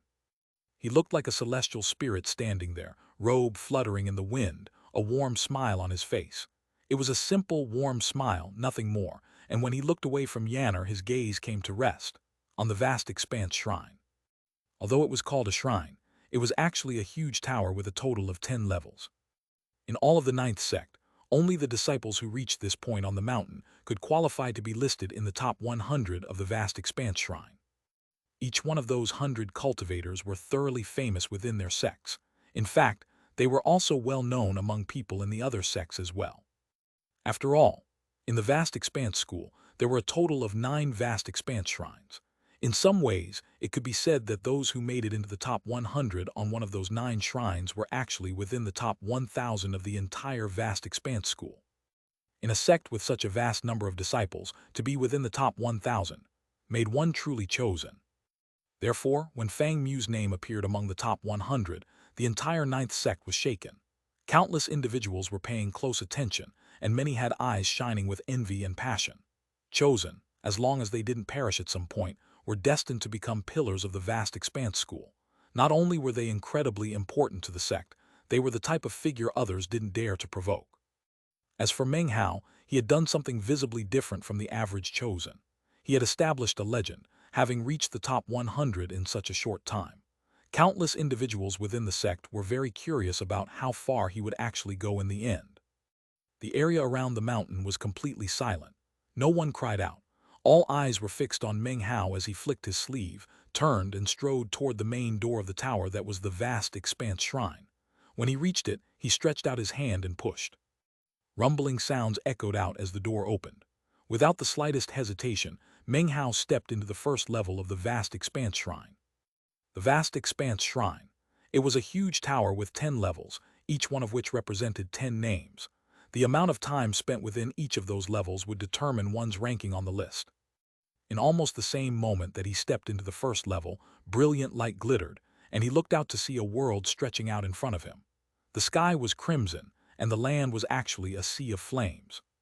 An intense pressure crushed down onto him, something so powerful that it seemed capable of crushing anything and everything. However, Meng Hao didn't seem to be affected very much at all. Although his divine sense and his soul felt incredible pressure, and he trembled when he looked up at the crimson sky, his eyes shone with a bright light. It seems the first level of the vast expanse shrine tests a person's willpower and tenacity. There is no pressure on the body, only the soul. Even as he stood there thoughtfully, the pressure suddenly exploded in intensity. Massive rumbling sounds echoed out as the mounting pressure tried to force Meng Hao to submit. He smiled. In terms of cultivation base, this clone of his couldn't be considered spectacular, but in terms of willpower. In all of planet vast expanse, it would be easier to find a phoenix feather or a killing horn than to find someone who could match Meng Hao's tenacious willpower. His willpower had been forged within the mountain and sea realm, and then had grown to new heights because of its destruction. He had experienced a complete transformation when defending the mountains and seas against the immortal god continent and the devil realm. After all of his countless years of cultivation and other experiences, he had made shocking progress. If he hadn't developed an incredible willpower throughout his life, he would long since have been destroyed.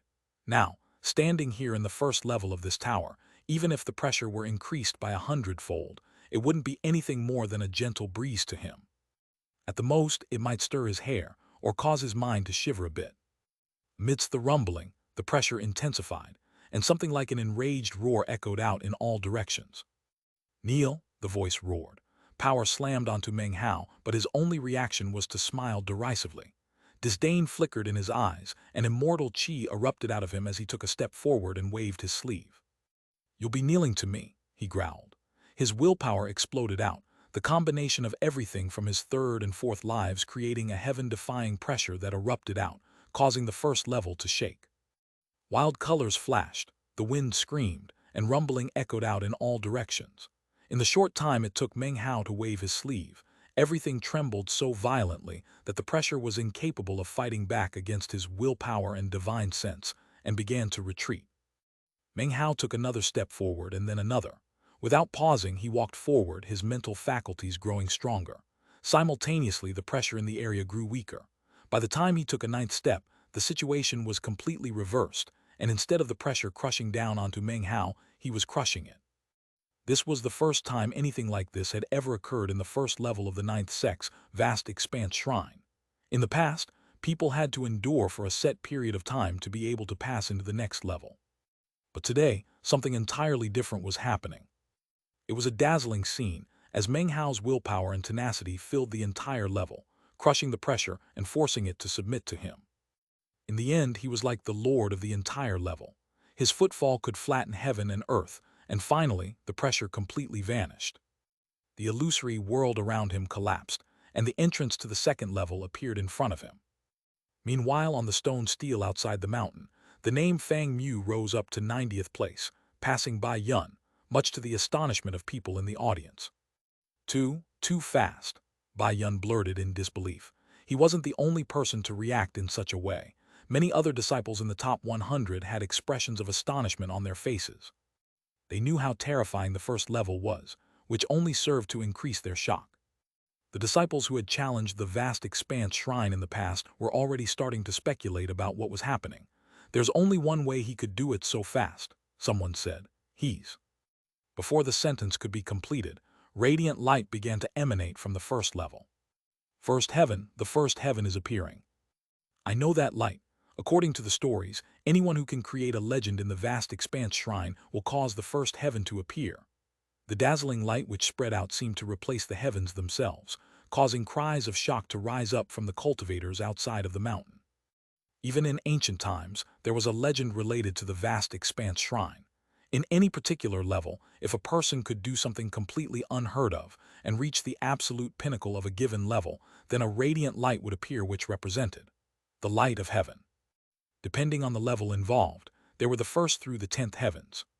From ancient times until the present, it was uncommon for the first heaven to appear. As for people who reached the second heaven, they were very rare, and when it came to the third heaven, there had only been 9 people throughout the history of the 9th sect who had succeeded. As for the fourth heaven, only 2 people had ever succeeded, and the 5th heaven remained unseen throughout the entire long history of the 9th sect. Now that the first heaven had appeared, everyone in the 9th sect was boiling with excitement. There were Tao realm experts who appeared to bear witness, elders of the 9th sect, and Tao lords showed their faces. There were even Tao sovereigns who flew over to the vast expanse shrine. Meng Hao stood there for a moment on the first level of the vast expanse shrine, then stepped forward into the second level. In that instant, he entered yet another new world, within which existed nothing more than a huge spell formation. Light up the spell formation, a voice said. Anyone who finishes within the time it takes an incense stick to burn will rise to the third level. Meng Hao sat down cross-legged, a thoughtful expression on his face. Almost as soon as he did, his cultivation base began to rotate rapidly, and his divine sense exploded out. His arteries and veins began to shine with crystalline light. This level tested latent talent. Lighting up the spell formation quickly required incredible latent talent. As for Meng Hao's latent talent, that came from how his true self had remolded his body with the bronze lamp. It wasn't even necessary to talk about how good or bad his latent talent was. This was the vast expanse school, and as far as Meng Hao could tell, his bronze lamp originally belonged to Patriarch Vast Expanse. In other words, after being remolded by the bronze lamp, the latent talent of the clone he had subsequently created would be little different than that of Patriarch Vast Expanse himself. Using Patriarch Vast Expanse's latent talent to complete a trial by fire in the Vast Expanse school was essentially like cheating. Almost in the same moment that Meng Hao sat down, the spell formation lit up with bright light and began to rumble. From the time the Vast Expanse shrine had been created until this time, nothing like this had ever happened. The spell formation was shining with incredible brightness. Rumbling echoed out as the crowd outside saw brilliant, dazzling light shining out from the second level. It was none other than the second heaven. It combined with the light from the first heaven, creating a completely shocking spectacle. The second heaven, I can't believe, the second heaven has actually appeared. No way, it happened too fast. How could he possibly have lit up the entire spell formation on the second level so quickly? What kind of latent talent does he have? How is this happening? Even if he has superlative latent talent, he shouldn't be able to go that fast. It's like he's cheating or something. The group gathered near the mountain peak, all of whom were in the top 100, were in a complete uproar. As their voices rang out, more and more disciples were thrown into a commotion. The Tao realm experts and the sect elders, even the Tao sovereign, were all completely and utterly shocked. Chapter 1462, Establishing a Legend. Meng Hao really was cheating. On the first level, he had relied on his willpower and mental faculties. Considering the experiences of his true self, there was virtually nothing that could surpass him in terms of that. On the second level, he had also cheated. The test was of latent talent, or essentially, whether or not one was fundamentally suited to cultivate the techniques of the Vast Expanse School.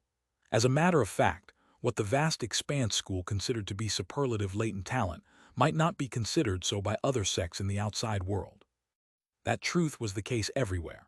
In different sects and schools, in different realms and worlds, so-called latent talent was really just a measure of how suitable a person was to cultivate certain techniques. Within the Vast Expanse School, the latent talent of Patriarch Vast Expanse would naturally be the absolute, optimal latent talent. Heaven and earth rumbled as boundless light from 2 heavens radiated out to the uproar of the crowd. Meng Hao rose to his feet, coughing drily, and yet feeling not the slightest bit of shame as he headed to the third level. He hadn't been in the third level for very long when the entire place began to shine with dazzling light, which transformed into the third heaven. Before the tumult could die down in the crowd, the fourth heaven rumbled out. Next was the fifth heaven, the sixth, and the seventh. Meng Hao was truly forging a legend. Outside the mountain, the crowd was boiling with excitement, including ordinary Dao realm experts, Dao lords, and even Dao sovereigns. This is unheard of. This Fang Mu is breaking all the records. This is the first time a cultivator from our ninth sect has ever summoned the fifth, sixth, and seventh heavens. What do you guys think? Is it possible that he'll do something that's never been done in the entire vast expanse school and summon the 10th heaven? Keen anticipation filled the hearts of the audience. After all, no one in the ninth sect had ever even summoned the 5th heaven in the vast expanse shrine. However, even though the ninth sect's vast expanse shrine was only one of several within the vast expanse school as a whole, there were others who had summoned the 5th heaven, and even the 6th and 7th heavens. As for the 8th heaven, the number who had succeeded was minuscule, but they did exist. And then there was the 9th heaven. Years ago, there had indeed been one person who had summoned it. But as for that 10th heaven, it was completely unheard of. In the entire history of the vast expanse school, it had never been seen. The sound of the uproar echoed out, to the point that even the 7 essences paragon who kept watch over the vast expanse shrine was visibly moved, and flew out in midair to observe. A blank look could be seen in Yanner's eyes.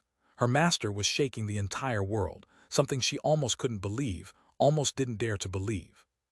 As the 7 heavens cast brilliant light into the sky, Meng Hao was slowly proceeding along into the 8th level. The 3rd through 7th levels mostly tested aspects relating to latent talent in cultivation.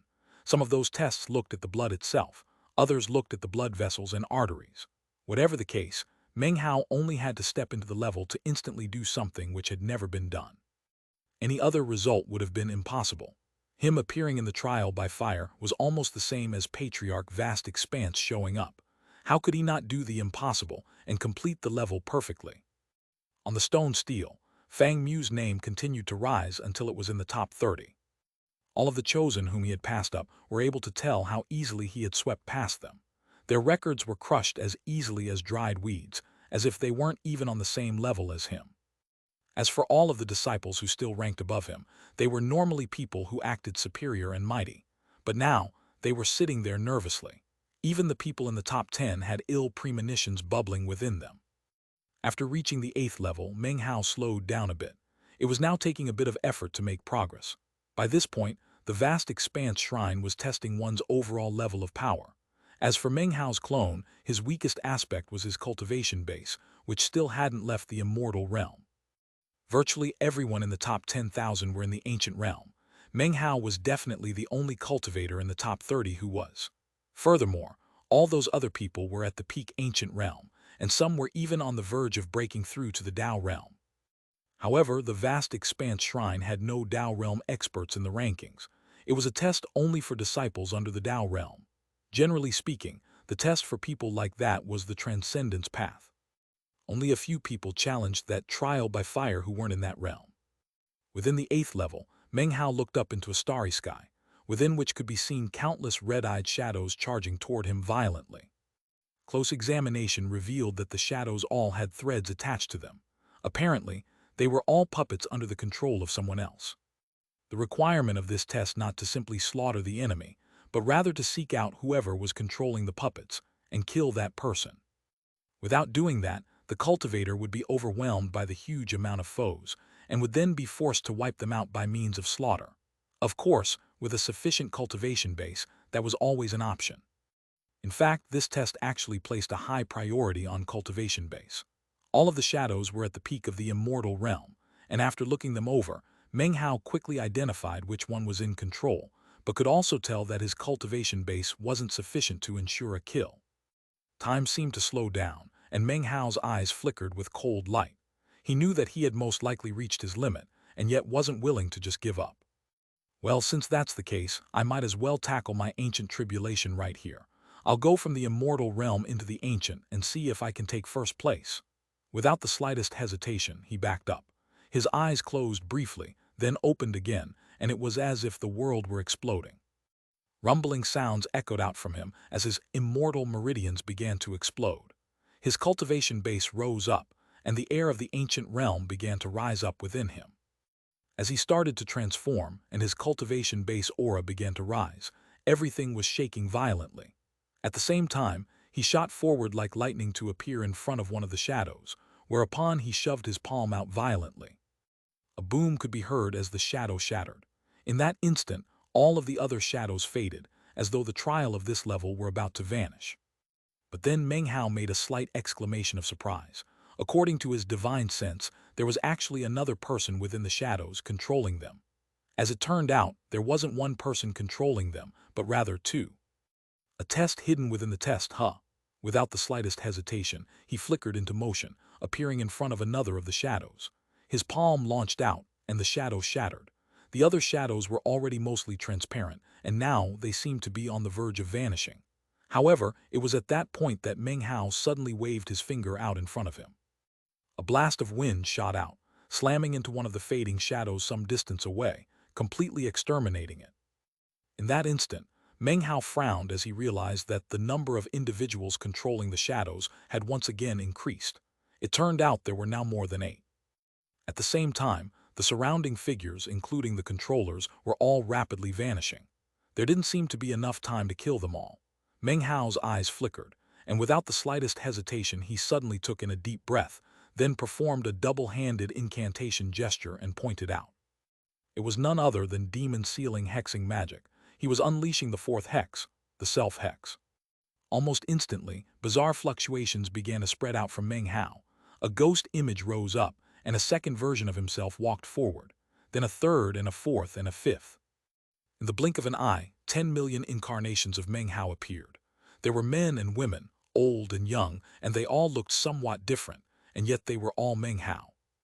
This was the self-hex, and as soon as it was unleashed, the countless versions of Meng Hao launched themselves toward the 8 puppet controllers, cutting them down. Almost immediately, 12 new controllers appeared. Slaughter ensued. In a short period of time, Meng Hao killed so many puppet controllers that he lost count. Eventually, the world faded away completely, and the 8th level was over.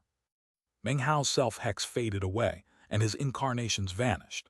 He stood there in the middle of the 8th level, his cultivation base continuing to rise as his immortal meridians began to transform into immortal soul lamps.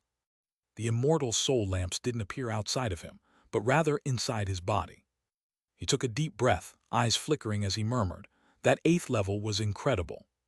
He now understood that the 8th level's test was a complex one. It tested one's cultivation base and divine sense, as well as one's judgment and observation. Not only did one have to identify the numerous controllers amidst the vast crowd, but then one actually had to kill them. That was the way to pass the level, but in order to reach the absolute peak of perfection, one needed speed and instinct. That was something Meng Hao couldn't actually do on his own, and had been forced to rely on the self-hex to accomplish. "I underestimated the vast expanse shrine," he said, looking up toward the 9th level with anticipation. It was at this point that brilliant light began to shine out from the 8th level. On the outside, all of the cultivators could now see the 8th heaven. The 9th sect was in a complete uproar and was unprecedentedly shaken. From paragons to ordinary disciples, tens of millions of people were all shouting out in excitement. As for the chosen in the top 20, they couldn't help but chuckle bitterly. After seeing the 8th heaven, they understood the grand splendor it represented. They already knew that they were all destined to fall by one spot in the rankings. Step by step, Meng Hao was on the verge of creating a shocking legend within the vast expanse school. And that legend hinged on the 9th heaven. If Meng Hao pulled it off, and the 9th heaven appeared, then all of the 9 sects in the vast expanse school would ring their bells to fill planet vast expanse with the sound of their tolling. That was the most supreme of honors. /expand. At the same time that the crowds in the 9th sect were in an excited uproar, clouds began to gather in the sky up above. Soon, everything was covered over by the thick, black clouds. Because of the brilliant light being cast out by the 8 heavens, it was initially difficult to spot them. However, the most powerful experts among the cultivators could sense an intense pressure building up in heaven and earth. Soon, that sensation grew more obvious, and people began to look up. That was when their expressions began to flicker. That's lightning tribulation. What kind of tribulation is that? It's so huge. It makes me think of the immortal tribulation elder brother Fang Mu went through back then. I wonder if this tribulation lightning is here for him. Shocked cries could be heard as the black cloud layers rapidly grew thicker and larger. In the blink of an eye, they had covered the entire ninth sect and were growing larger by the moment. Yennefer hadn't been there to watch her master's immortal tribulation, but she was shaken nonetheless. Not only could she overhear the conversations of the people around her, she could also sense that the clouds contained a terrifying aura of some sort. The Tao realm experts, the Tao lords, Tao sovereigns, and even the seven essences paragon all looked on with very serious expressions. If the current situation had begun to play out before the appearance of the eighth heaven, they wouldn't have paid it much heed. Fang Mu's life or death would have been up to fate. But now, with the eighth heaven there shining brightly, Fang Mu's status and importance far exceeded what they had before. He was no longer just an inner sect disciple of one of the subdivisions. He had the potential to become the legacy disciple of the entire ninth sect. He was on the verge of establishing an unheard-of legend within the vast expanse school, and was also about to send the ninth sect rocketing to fame. The Tao realm experts, the Tao lords and Tao sovereigns, and even the reclusive seven essences paragon, would not be willing to allow tribulation lightning to interfere with a disciple like that. The seven essences paragon snorted and shot forward, followed by the Tao sovereigns. The Tao lords and other Tao realm experts also flew out. This rather large group of powerful experts all unleashed their cultivation base power. Shockingly, they were attempting to help Meng Hao disperse the tribulation lightning. Black clouds seethed, and lightning bolts began to fall. Even as they shot toward the vast expanse shrine, the seven essences paragon waved his sleeve to disperse them. The tribulation seemed enraged, and in the blink of an eye, hundreds of bolts of lightning began to descend. Then thousands. They were like a lake of lightning spreading out in all directions. Meanwhile, back in the vast expanse shrine, Meng Hao was speeding along into the ninth level. As soon as he entered, he looked around to find himself surrounded by countless stone steels of varying sizes. All of them were inscribed with lines of text and magical symbols. On the first stone stele he examined closely, he found a complete magical technique. Upon further inspection of the level, he found that the stone steles here were covered with numerous types of magic, over 1,000,000 in total. Furthermore, there in front of Meng Hao was one particular stone stele which was completely blank. There was no need to spend time in thought. Meng Hao instantly understood what this ninth level tested. It tested creativity. The requirement was to create a divine ability or magical technique, and inscribe it onto the blank stone stele. Based on the power of that magic, one would be assigned a rank in the ninth level. As Meng Hao's divine sense spread out, the immortal soul lamps began to ignite inside of him. Both in terms of the number of lamps and the process with which they appeared, they were completely different than the soul lamps his true self had possessed. As that occurred, his cultivation base rose. Taking a deep breath, Meng Hao sent his divine sense into the surrounding stone steles, examining them and seeking enlightenment. After a moment, his heart trembled. Creating a divine ability wouldn't be difficult at all for me. However, nothing I created would be very useful. It would be better to use this place to perfect. The seal the heavens hex. His eyes glittered as he sat down cross-legged.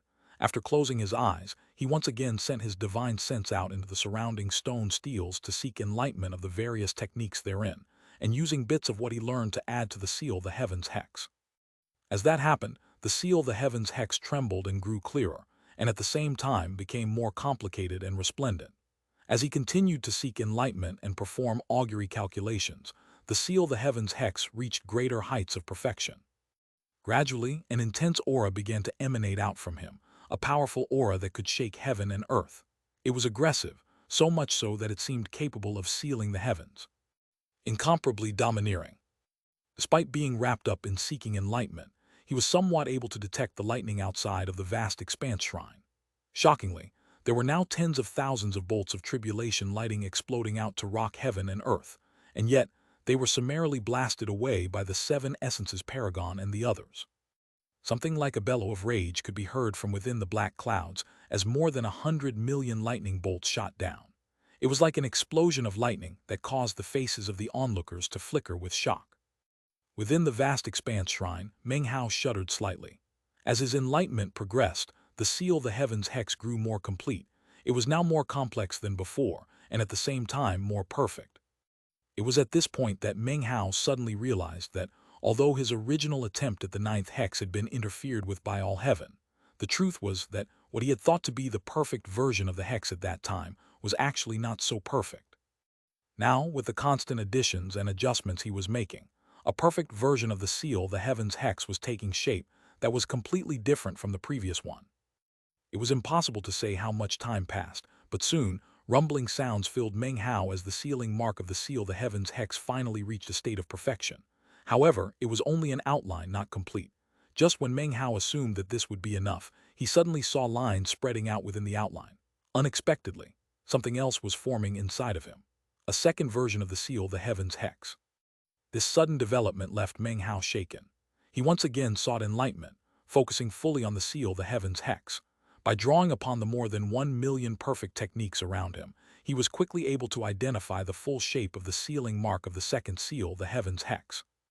Although the shape seemed the same as before, there were certain tiny details that were different. Apparently, one sealing mark was not enough to complete the perfect version. 2 were required, but then he realized that 2 was actually not enough, as a third appeared. Next was a fourth, a fifth, a sixth.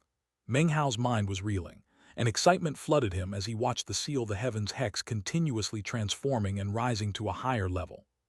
When the seventh version appeared, Meng Hao assumed it would be enough, but then came the eighth, and finally the ninth. Meng Hao's mind was spinning, and he was panting as he looked at the 9 outlines of sealing marks. Those 9 sealing marks were the seal the heavens hex. Meng Hao's eyes snapped open, and he took a deep breath. He looked at the blank stone steel, eyes glittering, then raised his hand and placed the first sealing mark down upon it. The stone steel trembled and radiant light erupted out. From the feeling it gave off, it seemed like the absolute pinnacle. Meng Hao stared in shock. He had only placed one of the 9 sealing marks onto the stone steel, and yet the 9th level had seemingly reached the pinnacle. Meng Hao suddenly sensed a paragon aura and gasped. "Paragon magic," he murmured. "These sealing marks are a paragon magic." After a moment of thought, he performed a double-handed incantation gesture. Without a moment of hesitation, he used divine will to send the second sealing mark onto the stone steel, which caused it to tremble violently. Within that trembling, Meng Hao could clearly see that the 2 sealing marks were fusing together, and that the will of a paragon was growing more intense. A boom echoed out as an incredibly powerful aura erupted out from the stone steel. It felt like divine ability, that was even more like a paragon magic than before. As the divine ability appeared, there was a huge crash as the million surrounding stone steels began to crack. Then, to Meng Hao's wide-eyed shock, all of them exploded. It was as if they had destroyed themselves. Apparently, in the face of such a matchless divine ability, all of the other divine abilities and magical techniques initiated self-destruction rather than remain in its presence. Furthermore, that was only the fusion of 2 of the sealing marks. Looking excitedly at the stone steel, Meng Hao sent more divine will into the palm of his hand, then reached out and placed the 3rd sealing mark onto the stone steel. In that instant, it fused with the others, whereupon a terrifying aura exploded out that would strike fear into the heart of anyone who felt it. That aura contained a sensation of deadly crisis, an indescribably terrifying power that the stone steel simply couldn't handle. A boom could be heard as the only remaining stone steel cracked and then exploded. It couldn't withstand the power of a mere 3 fused sealing marks. 1 sealing mark made a paragon magic. 2 sealing marks destroyed millions of stone steel. 3 sealing marks were so majestic that the testing stone steels of the 9th level couldn't handle it and exploded. Meng Hao shot to his feet, trembling, his eyes flickering with excitement. Then he threw his head back and laughed uproariously. "I can't fully unleash it now and can only make imprints with divine will, even still. When I combine those 9 sealing marks into one, then the 9th hex will appear, and I will be able to fully utilize it." He finally had his direction and knew what to do. He had to fill in the outlines of all 9 sealing marks. As of this moment, his foray into the vast expanse shrine had resulted in unprecedented gains. At the same time that he rose to his feet, the 9th level of the vast expanse shrine erupted with dazzling light that was instantly visible on the outside. Everyone could see that above the 8th heaven was the 9th heaven. 9 heavens astonished and shocked everything in the world. A bell began to toll which was profoundly more ancient and sonorous than anything from before. At the same time, in the 8th sect on the 8th continent, Another shocking toll could be heard. The cultivators there were still reeling from the events involving Meng Hao shortly before, and when they heard the sound of the bells, their jaws dropped. Simultaneously in the 7th, 6th, 5th, 4th, 3rd, 2nd, and 1st sects in all of the 9 sects of the vast expanse school, the sound of ancient tolling bells could be heard. 9 bells rang out, filling the vast expanse school and also planet vast expanse. The hearts of countless cultivators were shaken, and numerous powerful experts were astonished. Everyone was wondering what exactly was happening. Soon, that shocking bell toll swept out to fill even the most remote corners of the vast expanse school. Chapter 1463, Seal the Heavens Hex. Chapter 1464, Tolling in 9 sects. As of this moment, all 9 of the vast expanse school sects on planet vast expanse were echoing with the tolling of bells. All cultivators in the vast expanse school were completely shaken, and in fact, even cultivators who weren't disciples but happened to be visiting planet vast expanse could hear the ancient and sonorous toll. What's happening? Wait a second. Bells are tolling in the vast expanse school and they sound very serious. There's something extraordinary happening. As planet vast expanse was shaken, there were still only a few people who had realized that the tolling of the bells was actually coming from all 9 of the great sects that made up the vast expanse school. But then an ice-cold and completely emotionless voice spoke out to fill the 1st sect, the 2nd sect, and in fact all of the sects, all the way to the 9th sect. The entire vast expanse school was filled with the same voice. 9th sect Fang Mu, 9th heaven. Only 6 words were spoken. However, those 6 words were like an enormous, invisible hand pushing down onto the vast expanse school from above. All of the 9 sects seemed as quiet as death. After a few breaths of time passed, just when it seemed the crowds couldn't be more suppressed by the pressure, a huge commotion rose up, a clamor, a hubbub that filled the entire vast expanse school. Fang Mu from the 9th sect. I can't believe he summoned the 9th heaven. How is that even possible? Maybe there was a mistake. Nobody can really summon the 9th heaven. What an absurd notion. How could there be a mistake? Bells are ringing in all 9 sects. Fang Mu, I remember him. He was the guy who went from mortal to immortal in 10 years. The sound of conversations formed a roar that caused the entire planet to tremble. The 9th heaven. That was something miraculous that, in the entire history of the vast expanse school, had only been seen once before. Countless people were shaken. It was in this way that the name Fang Mu instantly came to be heard by all of the disciples of the vast expanse school. Then, the profound shock they felt increased as they suddenly realized that the tolling of the bells could actually be heard everywhere on planet vast expanse. The bells are ringing in all 9 sects, filling all of planet vast expanse. This fact led to widespread gasping and shock. Perhaps better ways existed to make one's name known to all, but, for now, Meng Hao's method was completely unprecedented. In one brief instant, the name Fang Mu came to be fixed in all minds. Regardless of the level of cultivation base involved, Dao realm experts, Dao lords, Dao sovereigns, and even paragons, everyone on planet vast expanse had eyes wide with shock. It would be impossible not to be moved, all because of the 9th heaven. Throughout the history of the sect, there had only ever been one person who had summoned the 9th heaven, but now, there were 2. At the moment, numerous streams of divine sense were pouring out from within the 1st sect. On the holy mountain there was an immortal's cave, the door of which opened to reveal a handsome young man clad in a long robe. He had a unique air about him, and as he silently walked out, he looked in the direction of the 9th sect, his eyes glowing brightly. He was a chosen, and within the 1st sect, he held a rank that put him on equal footing with their holy daughter. He was the 1st sect's holy son. He also held the 1st place spot on the 1st sect's vast expanse shrine. In all of the sects, people who were in the top 10 were extremely prominent individuals. It was the same in the 2nd sect. A powerful roar could be heard as a pillar of water erupted from a deep, icy pool. It propelled a burly, bare-chested man up into the air, whose expression was both grave and defiant. Fang Mu, he said, looking in the direction of the 9th sect. In the 3rd, 4th, 5th, all the way to the 8th sect, none of the chosen were very pleased about what was happening. That was especially true of the various chosen who were in the top 10. All of them now had the name Fang Mu fixed firmly in their minds. Not only were they unwilling to accept him, they also wanted to fight him.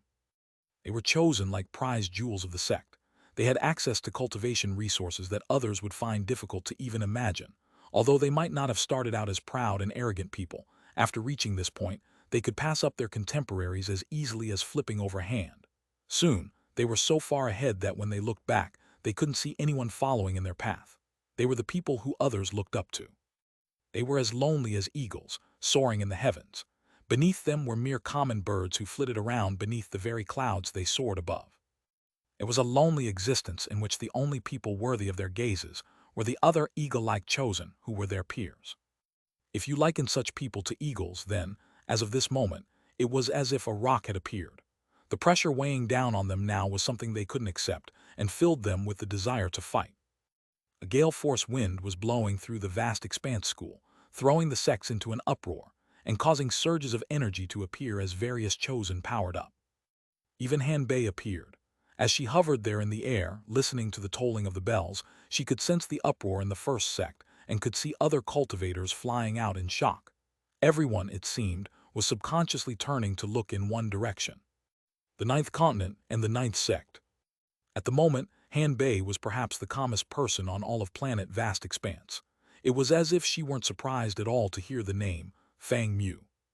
He's basically a 9 essences paragon, bullying some kids. How amusing. She snorted coldly, and yet was still suspicious of what exactly Meng Hao was doing with his clone. She had the feeling that there was some important plan being carried out. While the other 8 sects were thrown into an uproar, the 9th sect was equally filled with astonishment. As that cold and shocking voice echoed out, expressions of zealous veneration appeared on their faces, as well as delight and excitement. Eldest brother Fang Mu. It was hard to say who called it out first, but soon, the cry became a huge roar that exploded out into the air. Eldest brother Fang Mu. Eldest brother Fang Mu. The title of eldest brother was usually used to indicate seniority within a group, but in this case, it represented the approval and acclaim of all disciples within the 9th sect. The only one who wasn't saying it was Yanner. Her eyes went wide as she suddenly realized she had a seemingly innumerable amount of sect uncles now. The vast expanse shrine of the 9th sect radiated the scintillating light of the 9th heaven. The black clouds up in the sky churned, and something like a heavenly howl of anger echoed from within them. More lightning built up, and yet the 7 essences paragon simply laughed and led the rest of the powerful experts to help Meng Hao counter the tribulation lightning.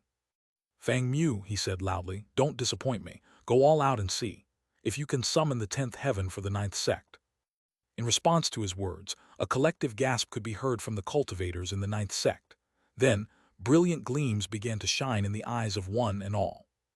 The 9th heaven was not completely unheard of, nor was it something that was impossible to surpass.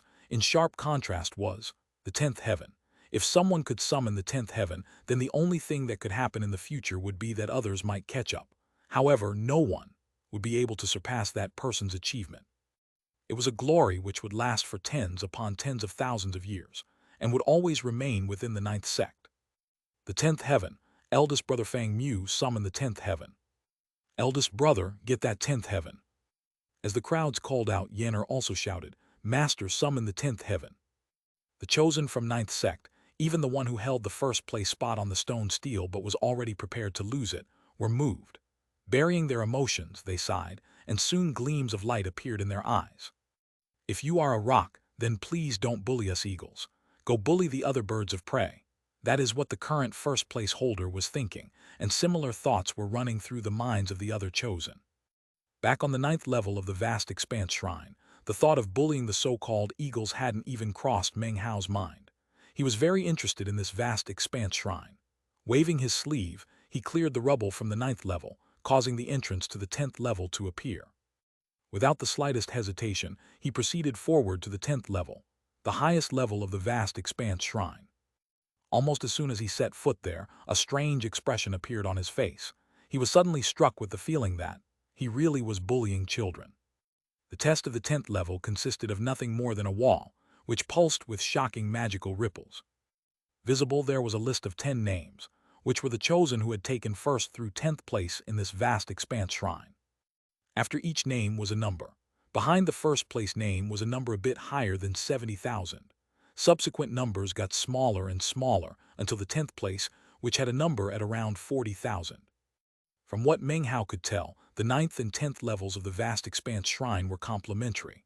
On the 9th level, the disciple would create a divine ability, and on the 10th level, the specific strength of said magic would be assessed. The result would be a number. The higher the number, the more powerful the divine ability, and the higher the ranking. However, the stone steel in the 9th level had already exploded. Granted, that stone steel wasn't designed to measure the strength of the divine ability, but it was intended to help the disciple refine the divine ability and make it more complete. Unfortunately, that stone steel was gone.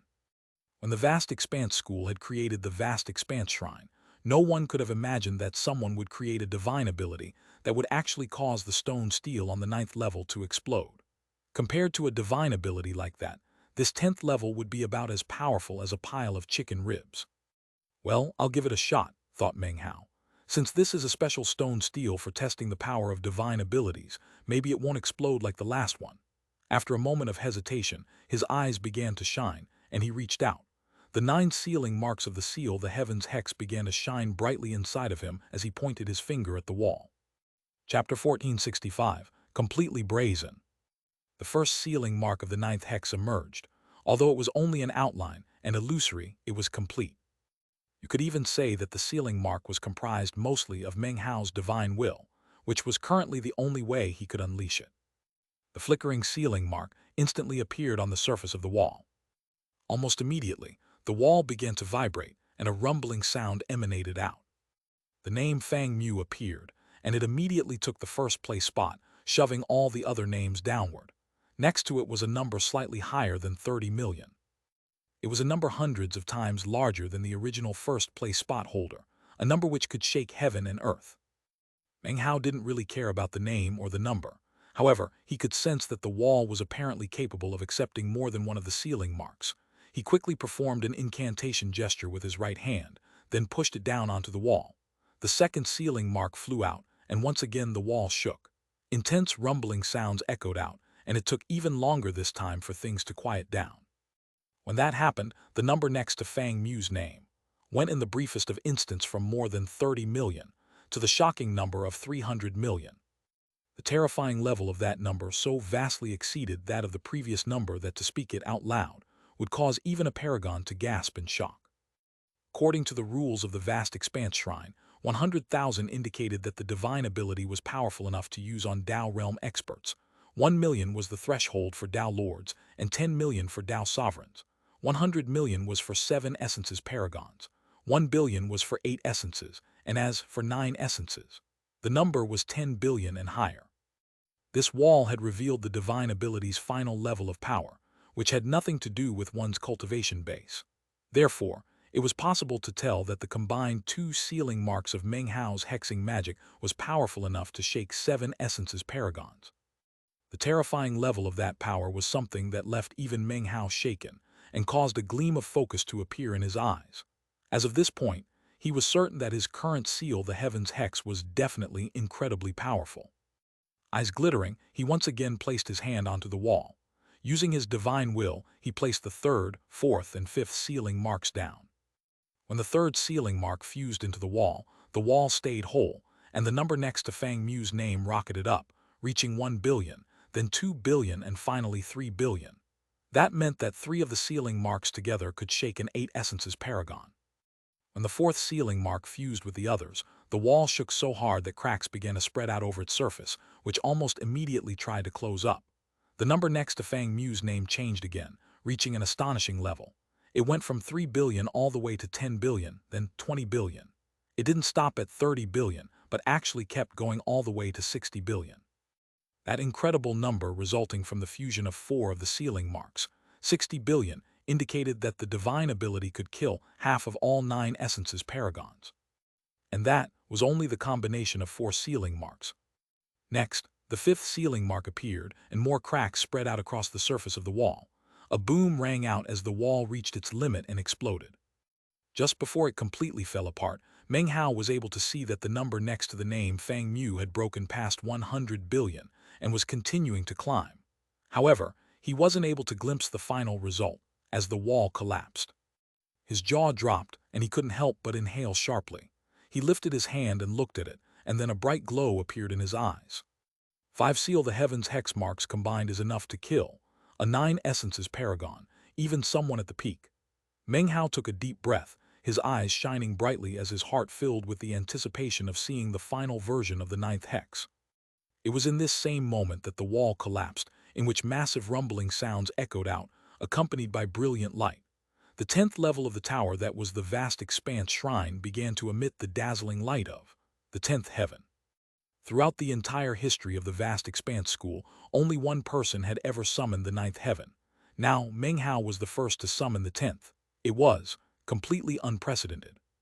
On this day, the first tolling of bells throughout the entire vast expanse school was because of the ninth heaven. The sound of those bells had just faded away, and no one had recovered from what would be a conversation topic in the cultivation world for many years to come. And yet it was at that point that bells began to toll again, from the first, second, third, all the way to the ninth sect. What? Why are there bells tolling again? Is that just an echo? I think I'm hearing things. What's happening now? As the bells rang, the disciples in the 1st through 8th sects looked around in shock as, yet again, a cold, emotionless voice spoke out. Ninth sect Fang Mu, 10th heaven. Everyone was flabbergasted, including the supposed eagle-like chosen, the powerful experts in the Tao realm, and the Tao lords and Tao sovereigns. For a moment, complete silence filled the vast expanse school, but then a massive commotion broke out in which virtually everyone was shouting out in disbelief and shock. Impossible, this is completely impossible. The 10th heaven, how could it be? That's the 10th heaven. The ninth heaven just appeared. How could Fang Mu possibly have summoned the 10th heaven? This is the making of a legend, the forging of a myth. Cheater, he definitely cheated. Damn it, there's something wrong here. Numerous cries filled the entire vast expanse school, causing everything to tremble. Most people either couldn't believe it or didn't want to. The faces of the chosen were ashen. The blow which they had just received was difficult to put into words. Even the paragons were shaken. The faces of the 7 essences and 8 essences paragons flickered, and at the same time, the meditating 9 essences paragons opened their eyes. It was impossible for even figures such as them to ignore what was happening. The 9th heaven was a major event, but the 10th heaven was a pinnacle that no one had ever reached before. When a disciple like that appeared in a sect, even 9 essences paragons had to pay attention. The sect leader was the first to send his divine will out. It only took a moment for his suspicions to be aroused, and after various speculations, a wry expression appeared on his face, and he looked away. Golden-robed Jin Yunchen and Sha Jiudong both looked similarly suspicious. Their uncertainty gave them a bit of pause. They were the only ones who picked up on the clues. All of the other 9 essences paragons were extremely interested about this chosen named Fang Mu. However, they then recalled that the 9th sect was run by the inhuman 9th paragon, and they looked away, no longer the least bit interested in Fang Mu. Or perhaps it would be more accurate to say that they didn't dare to be interested. The vast expanse school was even more excited than it had been before. The name Fang Mu was now a legend. Within the 9th sect, people were calling out loudly, even Yanner. Even as the excited cries echoed out, Meng Hao appeared at the top of the vast expanse shrine. The 10th level was over, and he had become the first person in the vast expanse school to ever summon the 10th heaven. Now, he even appeared to be standing atop that very 10th heaven. He looked like an immortal being, his garments rippling, his hair floating around him. Then he looked up into the sky and the roiling, churning black clouds. At that point, the 10 heavens began to fade from the vast expanse shrine. It started with the first heaven, which became a beam of light that shot up and entered Meng Hao. Meng Hao's mind trembled, and as the beam of light entered him, he could sense it converging on the first of the 9 sealing marks. Is this good fortune from the vast expanse shrine? He wondered to himself. An additional bonus after the conclusion. At the same time, the 2nd, 3rd, and 4th heavens also vanished, becoming beams of light that shot toward Meng Hao. As they fused into him, he got more excited. The first sealing mark was rapidly becoming more solid. Then the 9th and 10th heavens faded and shot into him, filling him with rumbling sounds. In the end, he took a deep breath, and his eyes shone with delight. The first of the 9 sealing marks was now 30% complete. Before he could spend much more time observing it, lightning bolts began to appear in the black clouds up above. 1,000, 10,000. Boundless tribulation lightning began to fall toward Meng Hao, filled with death and destruction. The 7 essences paragon and the others ceased to offer assistance. After all, since the lightning was clearly there just for Meng Hao, then he would need to face it alone. As they fell back, Meng Hao's eyes gleamed with brilliant light. As the disciples of the ninth sect all watched, rumbling sounds echoed out, and Meng Hao flew up into the air above the vast expanse shrine, taking the initiative to attack the tribulation lightning. He flew up into the sky, fearless, laughing coldly, a gleam of disdain visible in his eyes. He clearly wanted to fight. When the countless disciples down below saw that, they began to cheer loudly. It was an image that would be forever imprinted on their souls. To the chosen, Meng Hao was being extremely domineering, acting in a completely and utterly brazen fashion. Chapter 1466, Who Else? Shocking rumbling sounds could be heard as Meng Hao slammed into over 10,000 tribulation lightning bolts. He flicked his sleeve, unleashing the explosive power of his cultivation base. It wasn't the power of the immortal realm, but the ancient realm. Dots of light could be seen all over his body, which made him shine brightly. Massive booms could be heard as the 10,000 lightning bolts were destroyed. Meng Hao's garments and hair fluttered, and as he looked at the black clouds, he took a step upward. In response to that step, the clouds rumbled, and tens of thousands of lightning bolts fell, transforming into a lake of lighting that enveloped him. He snorted coldly, performing a double-handed incantation gesture, and then waving both hands out. R-U-M-M-M-B-L-L-L-E. All of the lightning was destroyed. Then the black clouds churned, as a roar of rage echoed out from inside. 100,000 lightning bolts began to fall, seemingly endlessly, as if the heavens were infuriated. After the 100,000 lightning bolts were destroyed, another 100,000 came. Then another. It seemed as if the lightning would never end, as if the tribulation wouldn't stop until Meng Hao was dead. Meng Hao's eyes flickered as he performed an incantation gesture with his right hand, causing boundless mist to build up around him, which was a divine ability he had picked up from the vast expanse school. He extended his right hand, and the mist rapidly transformed into streams of smoke, which shot out to meet the incoming tribulation lightning. Booms could be heard as they all exploded. The sound was shocking. It was as if in all creation, the only thing that existed were the heavens and Meng Hao. One man was personally fighting the heavens. Everyone present was completely shaken, and the Tao realm experts were clearly moved. Another 100,000 lightning bolts collapsed, and behind them came yet another 100,000. It was then that Meng Hao's laughter began to echo out. His hands flashed in a double-handed incantation gesture as he stepped forward again, energy surging in spectacular fashion. I'm seeking enlightenment of what it means to seal the heavens in order to complete the ninth hex. If I can't seal some tribulation lightning, then how could I possibly strive to seal the heavens? Laughing, he took another step forward, raised his hands up and pushed them toward the heavens. The aura of the ancient realm erupted out, and countless shining lights appeared. Heaven shook and the earth quaked as he fought against one round of 100,000 lightning bolts after another. Booms rang out constantly as the lightning collapsed. At the same time, Meng Hao remained in place in midair, clearly visible to everyone down below.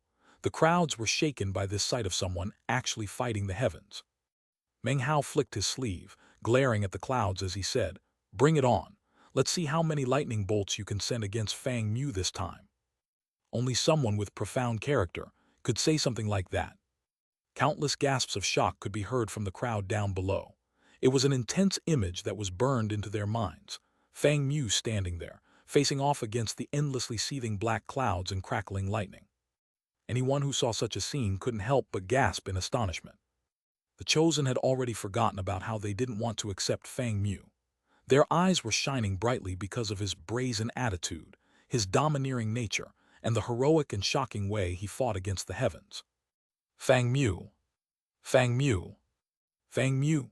It was impossible to say who began to shout it first, but soon all of the Chosen and all of the other male cultivators in the ninth sect could sense Meng Hao's heroic nature. It was a madness that could fight against the heavens, and it left them shaken, eyes bloodshot, roaring at the tops of their lungs. Their voices became a sound wave that shook heaven and earth, causing everything to tremble, as though energy itself were erupting from their mouths. The Tao realm experts were all moved. They looked at the disciples and then looked at Meng Hao, their expressions filled with excitement. Morale and spirit are extremely important in a sect, and as of this moment, a seed of valor seemed to have been planted in the hearts of all the disciples. And it was all because of Meng Hao. He had successfully captured the hearts of all of the disciples of the ninth sect. Not only were they crying out to him as eldest brother, but their hearts were also brimming with ardor and reverence for him. At the same time, the surrounding female disciples were looking at Fang Mu with unprecedented glows in their eyes. To see him fighting the heavens had imprinted his image onto their hearts for all eternity. It was the same kind of look that the female disciples had given Wang Tengfei back in the days of the Reliance sect, or the looks that the female alchemists had given to Chosen in the Violet Fate sect. It was the exact same look given to Meng Hao in the various sects in which he had become a legend, a Tao child among Chosen. The female disciples gazed at Meng Hao with adoration and envy. They were attracted to him in a way that far exceeded the passions of the male cultivators. It took only a moment for all of the disciples of the ninth sect to be whipped into an unheard-of frenzy, all thanks to the sight of Meng Hao fighting the heavens, viciously battling the lightning, and everything else. Yenner stood there in the crowd and was suddenly not very happy. She felt a sensation of crisis, something extremely, profoundly intense.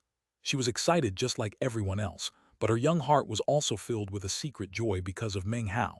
Somehow, he had become everything to her. Then she realized how everyone was looking at him, and she suddenly felt as if they were having aspirations regarding something that belonged to her. HMPH, she thought, gritting her teeth.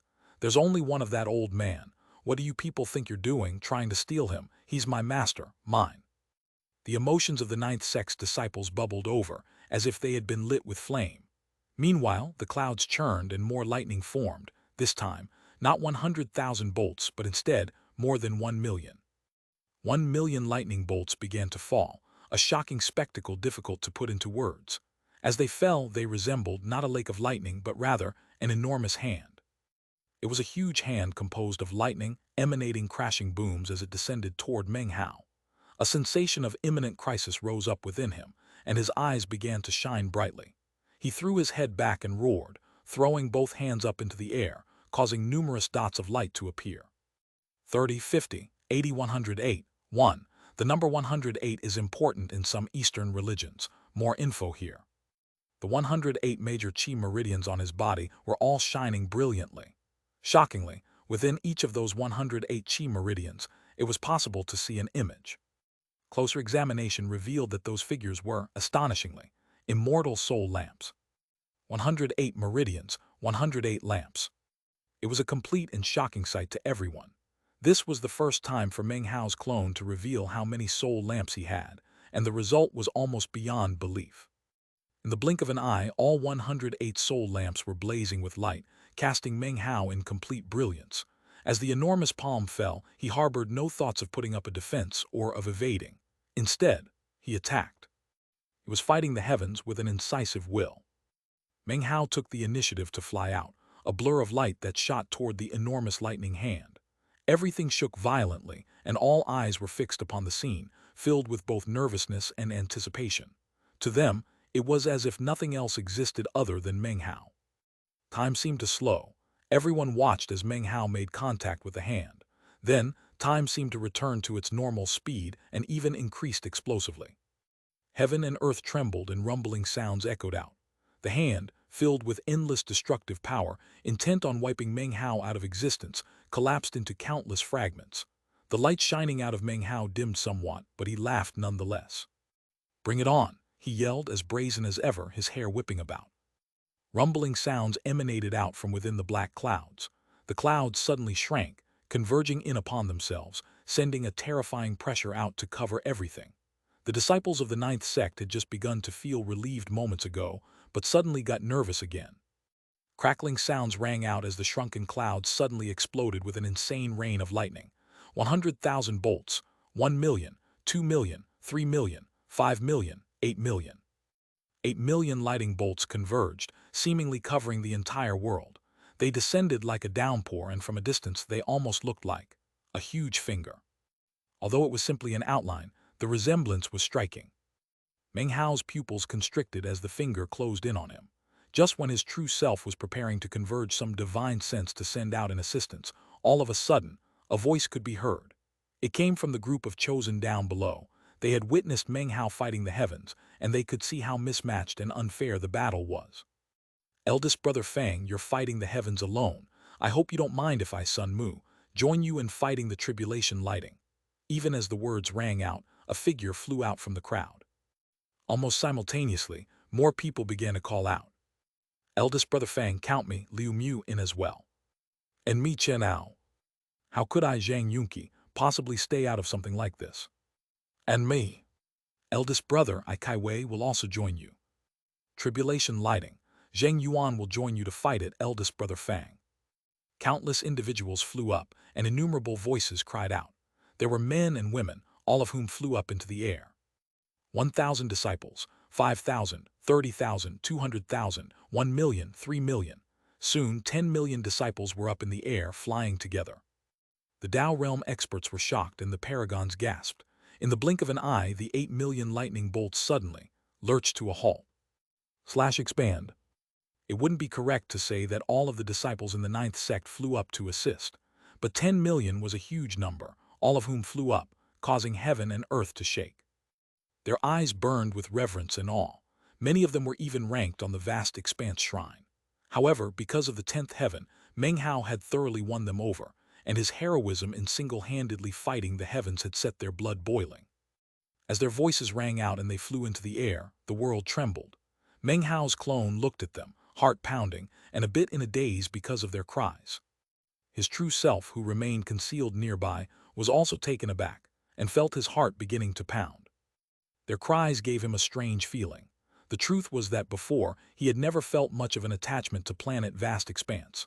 But now, thanks to the cries of the cultivators of the ninth sect, Meng Hao couldn't help but feel moved.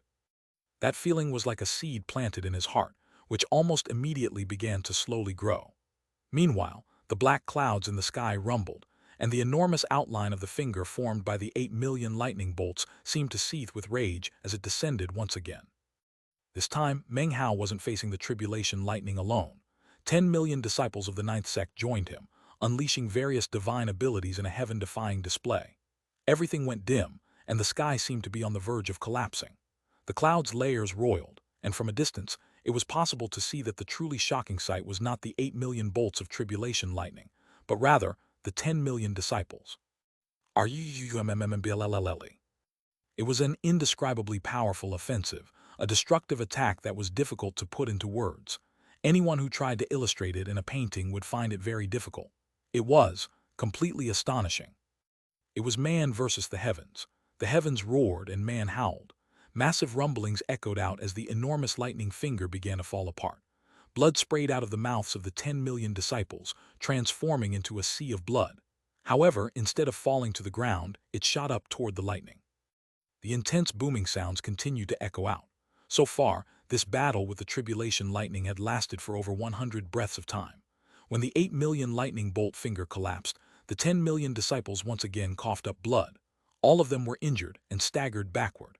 However, their eyes shone with a spirit that had never before been seen therein. Their auras were even more fierce and lively, their eyes flashing with clarity as if their understanding of the world were different now than it just had been.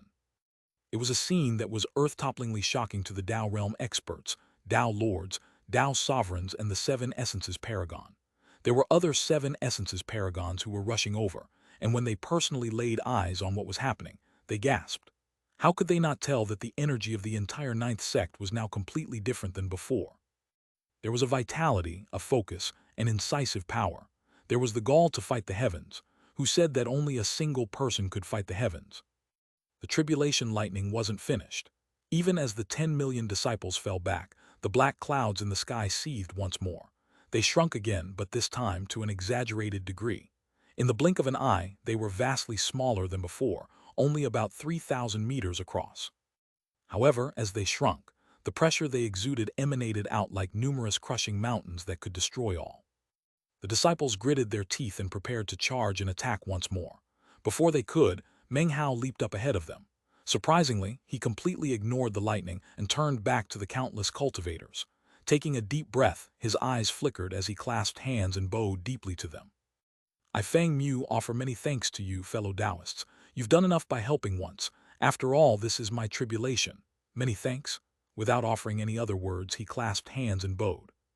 Even as the words left his mouth, the heavens rumbled and the 3,000-meter stretch of black clouds shrank down again. Soon, it was only 300 meters wide, then 30, then 3. In the end, it transformed into an ink-black needle. It was pitch black, and filled with the power of all the darkness of the starry sky of the vast expanse. Almost immediately, it began to whistle through the air at incredible speed, and from the feeling it let off, it seemed more apparent than ever that it wouldn't rest until Meng Hao was dead. It moved so quickly that by the time Meng Hao turned his head, the tribulation lightning needle was right in front of his forehead. His eyes flickered. It felt as if all of the tribulation lightning were contained in that black needle. It contained soul-destroying power, as well as a divine will of its own. It was a divine will that contained myriads upon myriads of transformations. If it entered the body, those transformations would explode out, filling his sea of consciousness with infinite bolts of lightning. It would become a divine ability of heavenly might that would destroy the body inside and out. Although the lightning might be powerless to affect Meng Hao from the outside, now that the tribulation lightning had chosen to use divine will to pierce Meng Hao's sea of consciousness, it was dangerously destructive. Meng Hao's eyes flickered. Had he not experienced everything in the vast expanse shrine, his only option would have been to rely on the strength of his true self to destroy the tribulation lightning. But now he had the outline of the 9 sealing marks of the seal the heavens hex inside of him. He couldn't unleash them outside his body, and was forced to let them brew inside of him via divine will.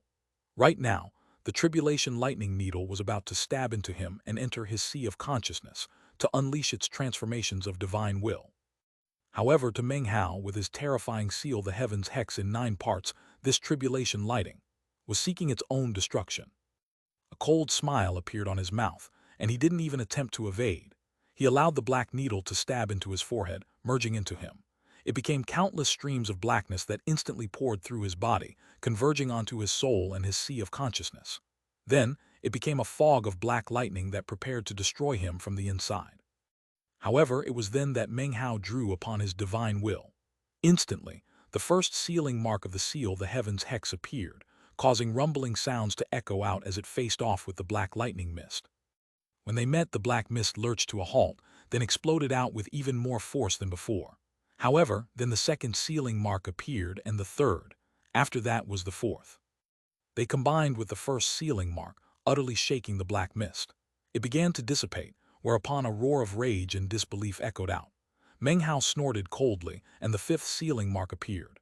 It combined with the others to create a heaven-shaking, earth-shattering power that completely crushed the mist, dissipating it violently. However, things weren't over. Neither the 9th nor the 10th levels of the vast expanse shrine had been sufficient to solidify even one of the sealing marks. However, this tribulation lightning was the perfect subject to experiment with. It had voluntarily entered his body, so it had opened the door, and there was no way Meng Hao would let it off the hook. His divine will rumbled as he unleashed the 6th sealing mark, combining it with the others. An indescribable rage coursed through his body, wreaking complete havoc on the tribulation lightning and causing the black mist to rapidly shrink down. In the end, it transformed back into a needle, which then attempted to flee. "You're not going anywhere," Meng Hao said with a cold harumph. The 7th sealing mark appeared, merging with the others almost instantly. When that happened, a world-shaking power rumbled out through him, along with an indescribable sealing power. In the blink of an eye, Meng Hao's entire body became like a cage. The needle trembled, trying like mad to break free, but was blocked at every turn. Next, the sealing power created by the fusion of that 7th sealing mark created something like a huge net, forcing the black needle into its confines. Soon, the net had covered the needle. The needle shivered as though it wanted to struggle, and yet had no power to endure. The combined power of the 7 sealing marks continued to weigh down onto it until it cracked, collapsed, and transformed into ash. Meng Hao shivered and then opened his eyes. A flicker of lightning could be seen therein. Then he raised his right hand up, and countless bolts of lightning shot out from his palm toward the heavens. The heavens trembled and sunlight spilled down. The aura of tribulation had vanished. This instance of ancient realm tribulation had been overcome. It was now evening, and Meng Hao hovered in midair bathed by the warm sunlight, making it look as if he had donned a set of saffron-colored armor. It was an image which would be eternally unforgettable to all of the disciples in the crowd. Eldest brother Fang Mu. Eldest brother Fang Mu. Eldest brother Fang Mu. As the voices rang out, countless hands clasped in respect. The resulting sound wave echoed out in all directions and was joined in by everyone, with the exception of the Tao realm cultivators. All eyes were filled with zealous ardor. Yanner was there in the crowd, her young heart shaken. She had never seen her master like this, and for some reason she found this version of him, bathed as he was in the evening sun, to be especially good-looking. Meng Hao hovered there looking at the adoring masses, and he caught sight of Yanner. After a moment passed, he looked back up into the heavens, and a bright light flickered in his eyes. This clone of his was now matured. What he needed to do now was get the clone into the Tao realm, where he could use his explosive cultivation base power to complete all of the sealing marks of the seal the heavens hex. 7 days after Meng Hao's clone gained fame and renown, shaking the entire vast expanse school, his true self received an excited divine will message from the sect leader. Ninth Paragon, everything is prepared. This time it might be possible to stay long-term in the necropolis. Chapter 1467. 7 Sealing Marks Eradicate Tribulation. /expand. As soon as Meng Hao's true self heard the words, he looked up, and his eyes gleamed with determination. Then he rose to his feet. His anticipation regarding this trip into the necropolis could not have been greater. This time, his goal was not the Transcendence Dais, but rather that location he had glimpsed upon leaving last time, where the shard of the copper mirror had landed. "The third land mass," he said. Taking a deep breath, he flicked his sleeve, vanishing from within the 9th Paragon city. When he reappeared, he was up in the starry sky of the half-planet, heading toward the spell formation that led to the necropolis. Even as he arrived, the air distorted as other figures appeared. The other 9 essences paragons could be seen, as well as the golden-robed Jin Yunqian and Sha Jiudong. Although there had been no previous agreement regarding the matter, no one brought subordinates this time. They had been brought along last time to fill out the vanguard position as they made their way to the continent. But now that everyone was sure of the way to go, and had been preparing for dozens of years, they were all confident in their ability to make their way alone. The group hadn't laid eyes on each other for dozens of years. After returning to the sect all those years ago, each one had gone into secluded meditation. Now they looked around, measuring each other up, assessing each other's cultivation bases, checking to see how much progress they had made. Everyone treated Meng Hao very respectfully. This being their second time inside, his importance to the group and his invincibility inside the necropolis ensured that none of the other 9 essences paragons were willing to provoke him. As for Jin Yunqian, he would never be able to forget the events which had occurred. Along with Sha Jiudong, he avoided standing in front of Meng Hao at all times. Seeing that everyone was assembled, Shang Yuanhong asked, "Sect leader, earlier you said that we could stay long-term within the necropolis. What did you mean by that?" Others quickly added follow-up questions. "Yes, please clear this matter up, sect leader. What does long-term mean? Could it be that you have a way to deal with the doomsday events which unfold inside?" Even Sha Jiudong and Jin Yunqian were waiting to hear the sect leader's response. Meng Hao was just as interested. After all, the transcendence might be helpful to the others, but to him it was of little use, at least not at the moment.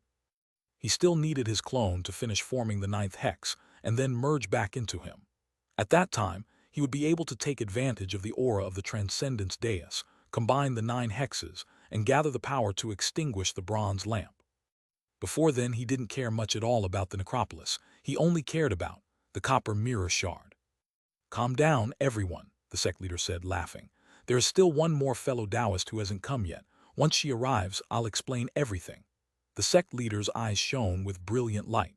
After dozens of years of preparation, he was now fully confident of being able to stay long-term within the necropolis. "Who else is coming?" Jin Yunqian asked, eyes glittering. Knowing expressions could be seen on the faces of the others. Apparently, everyone had an idea who the sect leader was talking about. Meng Hao's eyes glittered as he looked off into the distance and saw a white beam of light shooting toward them. It wasn't bright, being composed of a mist. However, that mist soon dissipated, revealing the image of a woman.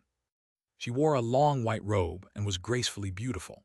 She looked almost like a female immortal, except that her eyes seemed filled with mist, making it impossible to see her pupils.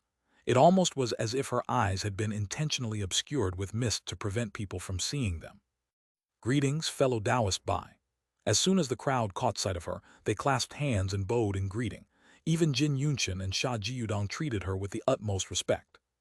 This woman was none other than one of Planet Vast Expanse's 4 Peak 9 Essences experts, the mysterious woman whom Meng Hao had never laid eyes on before this day. She hadn't participated in the last foray into the necropolis, but here she was today. Bai Wuqian. because she was like an immortal floating in the wind. On planet Vast Expanse she was called Immortal by Wuchen. As soon as Meng Hao laid eyes on her, she turned to look at him and their gazes met. Despite feeling as if he were separated from her by some sort of mist, he smiled, although he didn't say anything. She nodded at him, then looked away. "Fellow Taoist Bai," said the sect leader, "with you joining us on our trip into the necropolis, I'm much more confident in our being able to succeed." He laughed heartily, then looked over the group and began to explain why the preparations had taken so many years, and how he planned to evade the catastrophe that lay in wait in the necropolis. Over the years, I analyzed everything that happened within the necropolis, and also studied the ancient records. One thing I can be certain of is that the entire catastrophe doesn't last for very long, only about 10 days. What we need to do is figure out how to survive inside of the necropolis for those 10 days.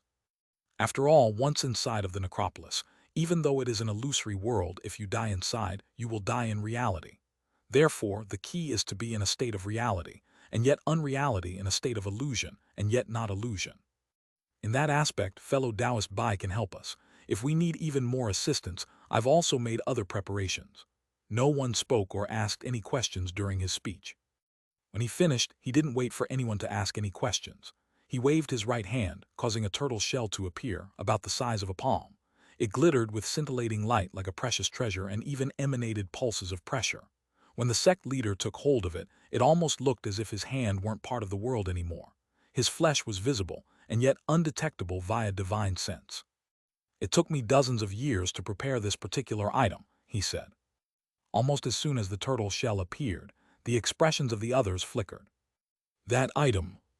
Sect leader, are you sure about this? You can't treat that thing lightly." "This object is the Vast Expanse School's sect protecting precious treasure," the sect leader said, his voice a bit hoarse. "Usually, it is used to suppress a certain chi flow, but over the past dozens of years, I used significant amounts of my own heart blood to suppress the chi flow to the ultimate degree. I can guarantee that for half of a 60-year cycle, the sect protecting precious treasure will not be needed there. With this object and fellow Taoist Bai's magical technique, I'm 80% certain that we can endure through the catastrophe. Furthermore, as fellow Taoist Bai reminded me, she has conducted thorough research regarding the necropolis, no less than I have. She happened to find a clue in the ancient records which indicates that there is a region on the third land mass where the destructive effects of the catastrophe are significantly reduced. I also remember seeing some information along those lines. If I remember correctly, there is some power there which resists the world-destructive force. It is in that location that we will use fellow Taoist Bai's magical technique, along with the Vast Expanse School's precious treasure, increasing our chances to well over 90%. As everyone mulled over the sect leader's words, Meng Hao's eyes flickered with an undetectable gleam. Next was a bit of discussion about various details. After confirming that things were all in order, and also coming up with a backup plan for how to escape if things went awry, the teleportation portal was activated. As Meng Hao waited inside the portal, he thought about what the sect leader had said. Somehow, he had the feeling that the location the sect leader referred to was highly likely to be connected to the copper mirror shard. As he contemplated the matter, the brilliant light of the spell formation began to rise up. It was at that point that he happened to look over at Jin Yunshan to find the man was looking back at him. Jin Yunshan immediately shivered, as an uneasy feeling rose up inside of him. When he thought back to the past conflicts between himself and Meng Hao, and the fact that they were heading back into the necropolis, he gritted his teeth, and before the spell formation could completely activate, began to walk in Meng Hao's direction. Everyone looked on in shock, and the sect leader and Sha Jiudong felt their hearts beginning to thump. Meng Hao's eyes flickered coldly. Suddenly, Jin Yunshan made a grasping motion, causing a bracelet of holding to appear. Face expressionless, he tossed it over to Meng Hao. Meng Hao grabbed it and looked inside, whereupon a strange expression appeared on his face. The bracelet of holding was packed with spirit stones and medicinal pills, as well as various extraordinary magical items. Because of everything that had occurred with the mountain and sea realm and all the other things he had experienced, his personality had changed significantly. However, there were certain things about him that existed deep in his bones, things that could never be thoroughly wiped away. After looking into the bracelet of holding, his eyes glittered brightly, and he smiled. Seeing the smile on Meng Hao's face, Jin Yunshan breathed a sigh of relief.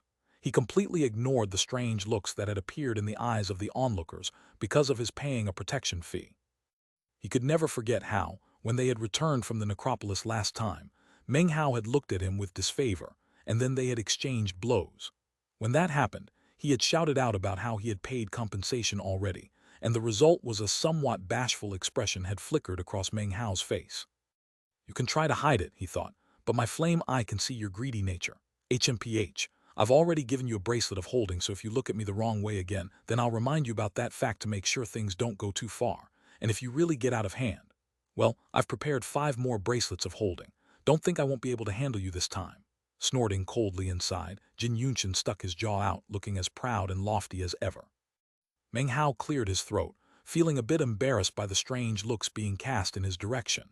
It had been a long time since people had looked at him that way. The sect leader exchanged an astonished glance with Sha Jiudong, although neither spoke.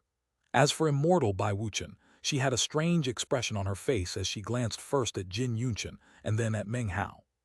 The other 9 essences experts refrained from reacting, unsure of what they should even say.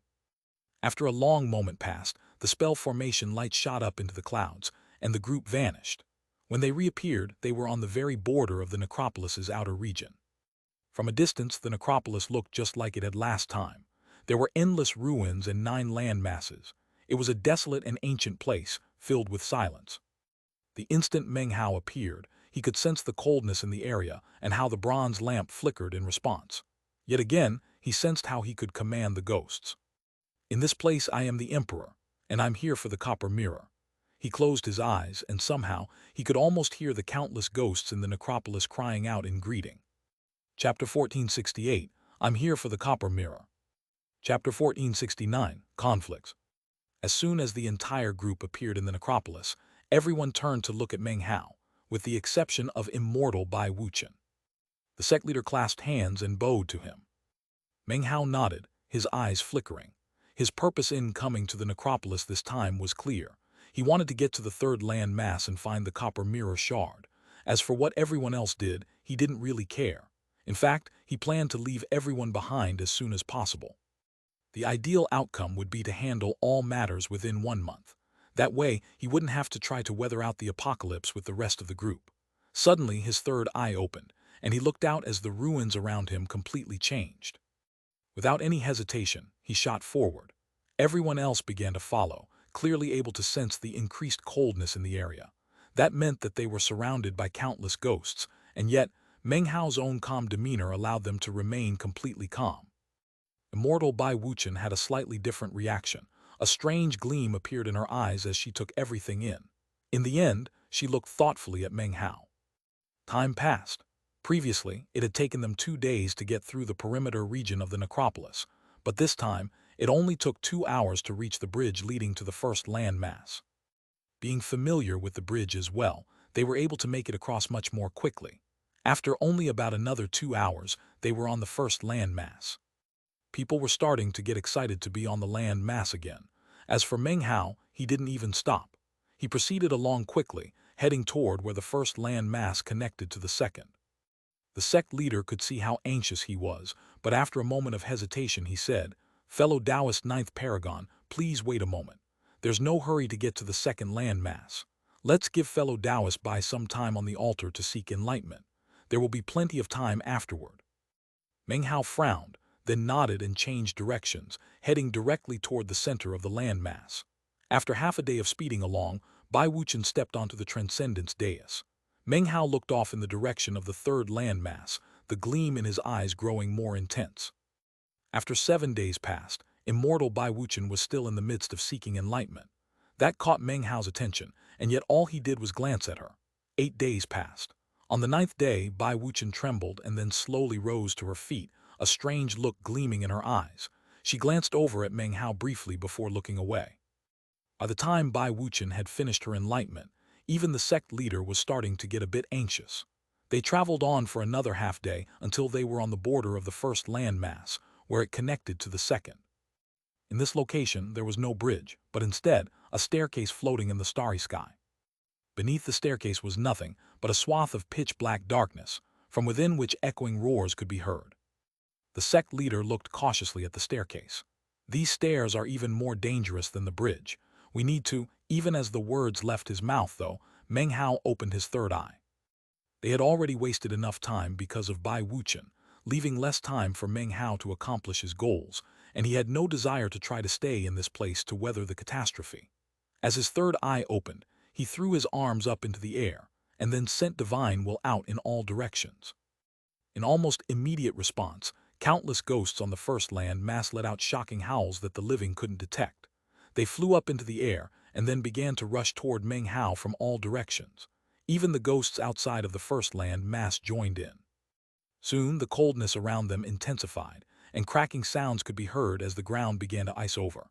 Endless numbers of ghosts began to swirl around Meng Hao, forming a vortex. Everyone was shocked, especially Jin Yunqian, who shivered and pulled out a bracelet of holding. Immortal Bai Wuchen's eyes flickered with a strange light as she looked over at Meng Hao. "Follow me, fellow Taoists," Meng Hao said, pointing forward. His divine will caused the surrounding ghosts to howl as they surrounded Meng Hao and the others and then shot toward the staircase. Anyone who could actually see the ghosts would have seen what appeared to be a massive sea, howling and roaring as it carried the group up the stairs. Because of those innumerable ghosts, even the most dangerous entities couldn't even get close. It was a truly domineering way to cross the landmass. It only took a short period of time to fly all the way up the staircase, and then land onto the surface of the second landmass. As soon as they landed, and before the sect leader and the others could even get excited, Meng Hao flew up into the air and looked out at the second landmass with his third eye. Then he began to issue a calling with his divine will. The bronze lamp inside of him flickered brightly, and within the endless ruins on the second landmass, countless ghosts shivered and began to look up. The sensation of the calling coming from Meng Hao caused them to tremble. "The Emperor is calling to us. The Emperor summons us." "That's the aura of the Emperor." No one could hear the murmured calls, but rumbling echoed out as the ghosts roared and flew into the air toward Meng Hao. Meng Hao didn't slow down at all. Allowing himself to be swept up by all of the ghosts from the perimeter, the first land mass and the second land mass, he began to speed away. As he did, his voice echoed out within the ears of the other members of the party. "Fellow Taoists, I won't be participating in the efforts with the Transcendence Dais. I have a personal matter to attend to on the third land mass. After you're finished with your enlightenment, I can return to escort you there." With that, he began to pick up speed. However, it was in that exact moment that immortal Bai Wuchen's body flickered, and she suddenly vanished. When she reappeared, she was in front of him, her hand held up, causing a field of mist to spring up, blocking his way.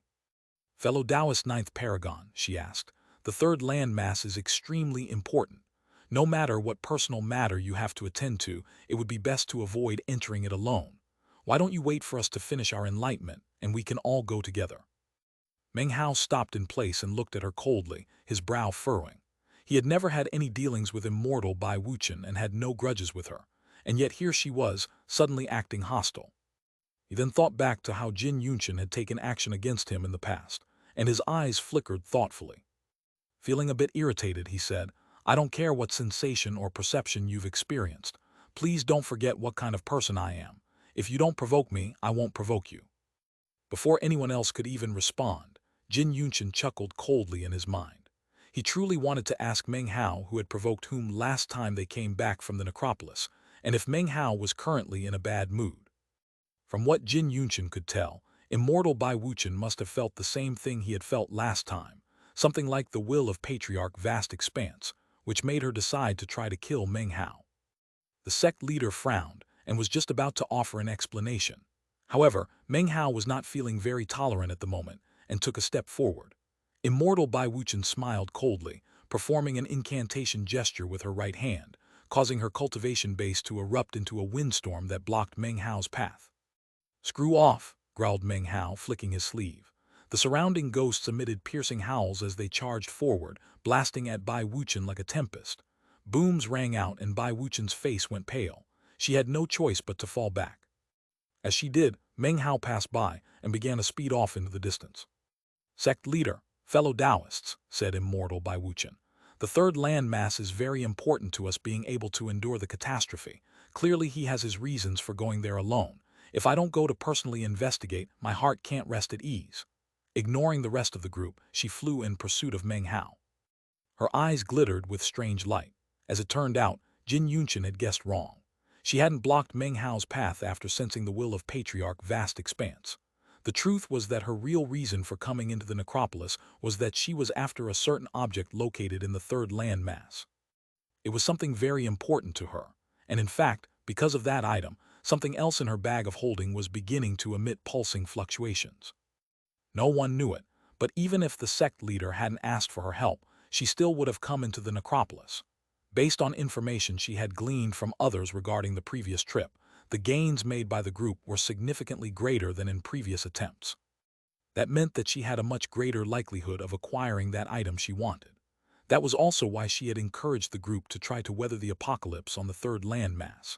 It was only after arriving in the necropolis itself that she suddenly got a strange feeling regarding Meng Hao. She somehow had the sensation that his goal was similar to hers, or even the same. Thus, she took action right away and even began to chase after him. The sect leader's eyes glittered, as if he had suddenly realized something. Immortal Bai Wuchen was acting completely differently than her usual cool self. Perhaps it had something to do with the Transcendence Dais, although that didn't seem likely. After a moment of thought, he flew into the air after her. Next, Jin Yunqian and Sha Jiudong exchanged a glance. They also could sense that something fishy was going on. Instead of worrying about the Transcendence Dais, they flew into the air as well. As for the other 9 essences paragons, including the second paragon, they got the feeling that there was something very odd about the third land mass. However, considering that the most powerful Peak 9 essences experts were going there right now, it was likely that they themselves wouldn't be able to benefit from anything there. Almost in unison, they began to head toward the second Transcendence Dais in the middle of the second landmass.